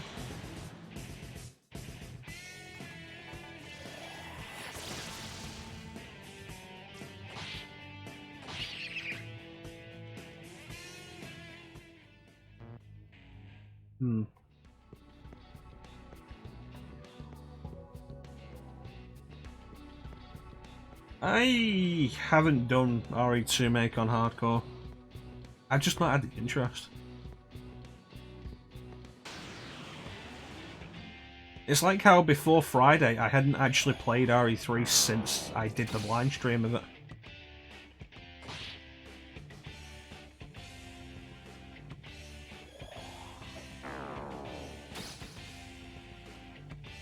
Yeah, the flamethrower is actually really good. I hear that's the recommended strat now, flamethrower.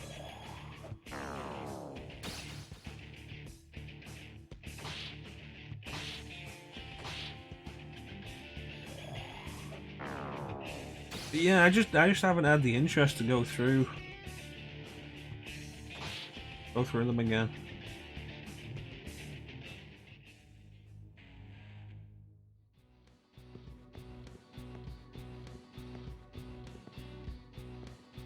Okay, well, the only way out now is forward this way.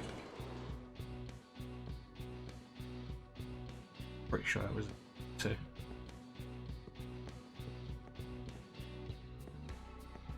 Check just to be sure. No, I didn't do any of it. I didn't even bother with or Survivor.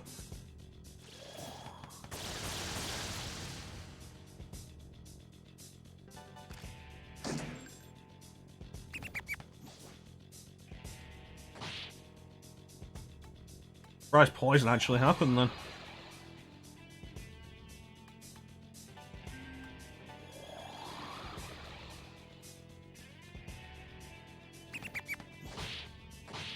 Yeah, to be fair, like, I don't really do...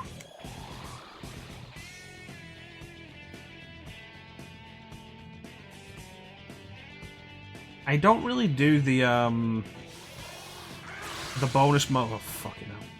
I don't really do the bonus modes in the earlier games.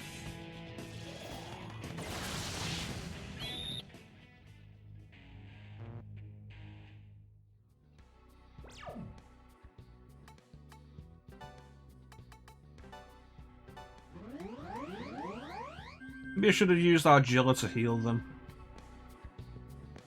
Yeah, I don't really do the bonus modes in the earlier games. Like, I can run through classic RE2, no problem, all 4 scenarios. For Survivor, that'll be a problem because I barely touch it. Again.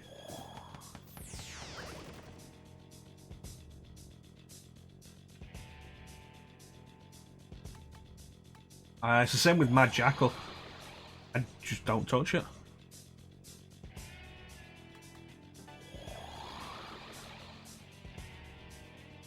I can do RE3, generally with no problem. There's a point where I might die, maybe. There's a couple of dangerous points in all the classic REs, but in general, for the most part, we're all good.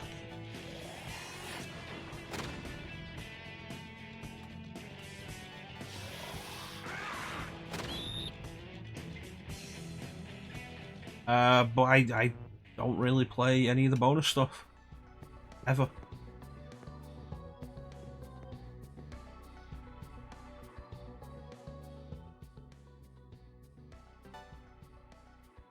You know what, I should do the mantras before I save.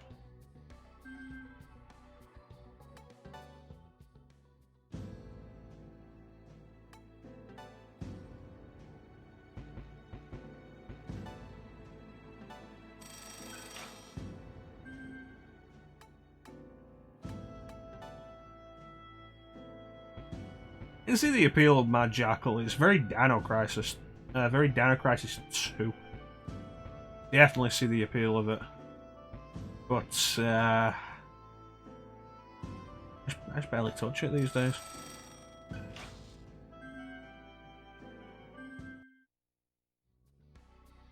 Okay, so Heat and Gale, Mastered Mantras, means they have stuff to set. Buffalo. Awesome. Yonga.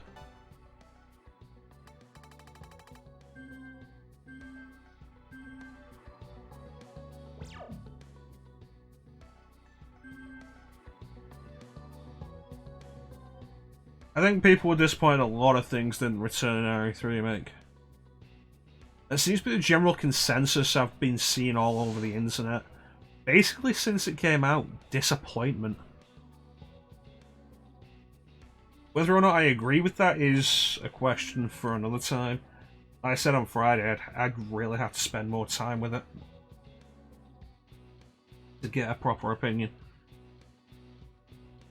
Like RE2 make, once the WoW factor wore off, around launch, once the WoW factor of the whole thing wore off, and I started thinking about it, my general consensus on RE2 make is it's a pretty solid game in its own right. As a remake, it's kind of disappointing. There's also a thing of people saying that, like, well, RE3 make is like RE3 is to RE2. RE3 make is to RE2 make like RE3 is to RE2. And it's like RE3 isn't disappointing in comparison with RE2. RE3 is a different beast, and it worked really well for that.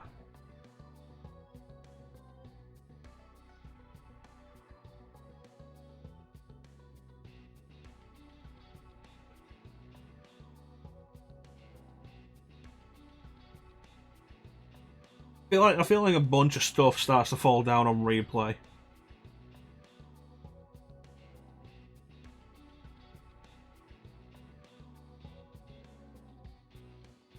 But like I said, I'd have to spend more time to actually give it a proper analysis, or as proper an analysis as I ever do. You don't come here for a proper analysis. But that is going to do it. We've almost hit 4 hours. I would love to keep streaming this. I'm having so much fun with this game. It may not look it, and I may be swearing a bit, but I'm actually really enjoying this game. And I'd love to keep going. But it is past midnight, and I should call it.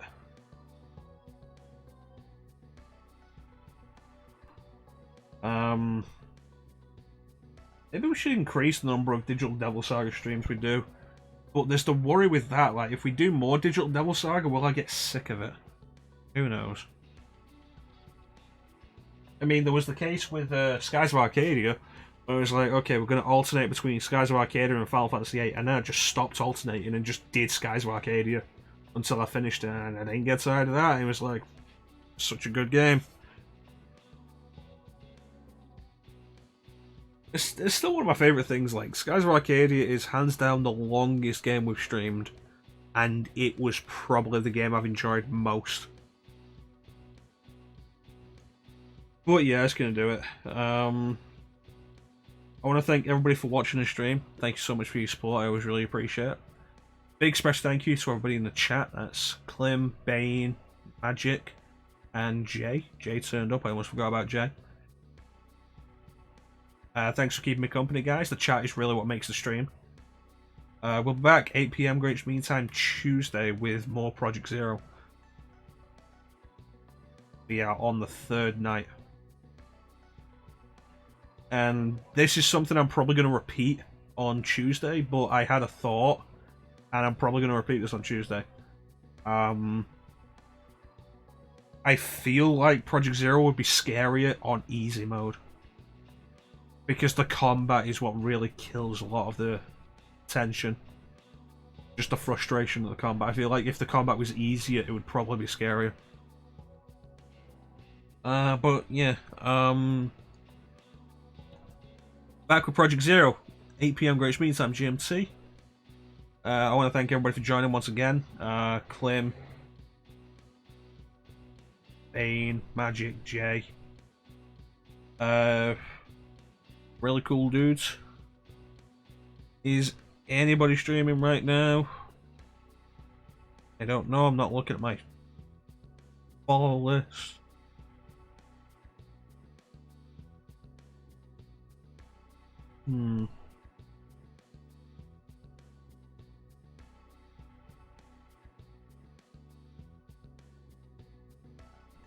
Yeah, it's not really worth raiding with 3 people, is it?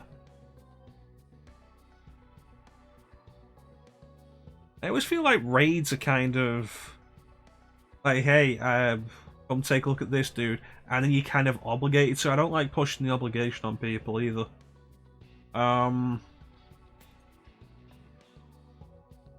Yeah, I think we'll leave it with that. Once again, thank you to everybody for watching. Thanks to everybody in the chat. Chat is what really makes the streams, keeps them going. Back Tuesday, 8 PM Greenwich Mean Time with Project Zero. We're on the 3rd night. We'll be continuing that. We might do more of Digital Devil Saga in the week. Get this game done. Get Spider-Man done. Specifically want to get those 2 done before August, before the August marathon.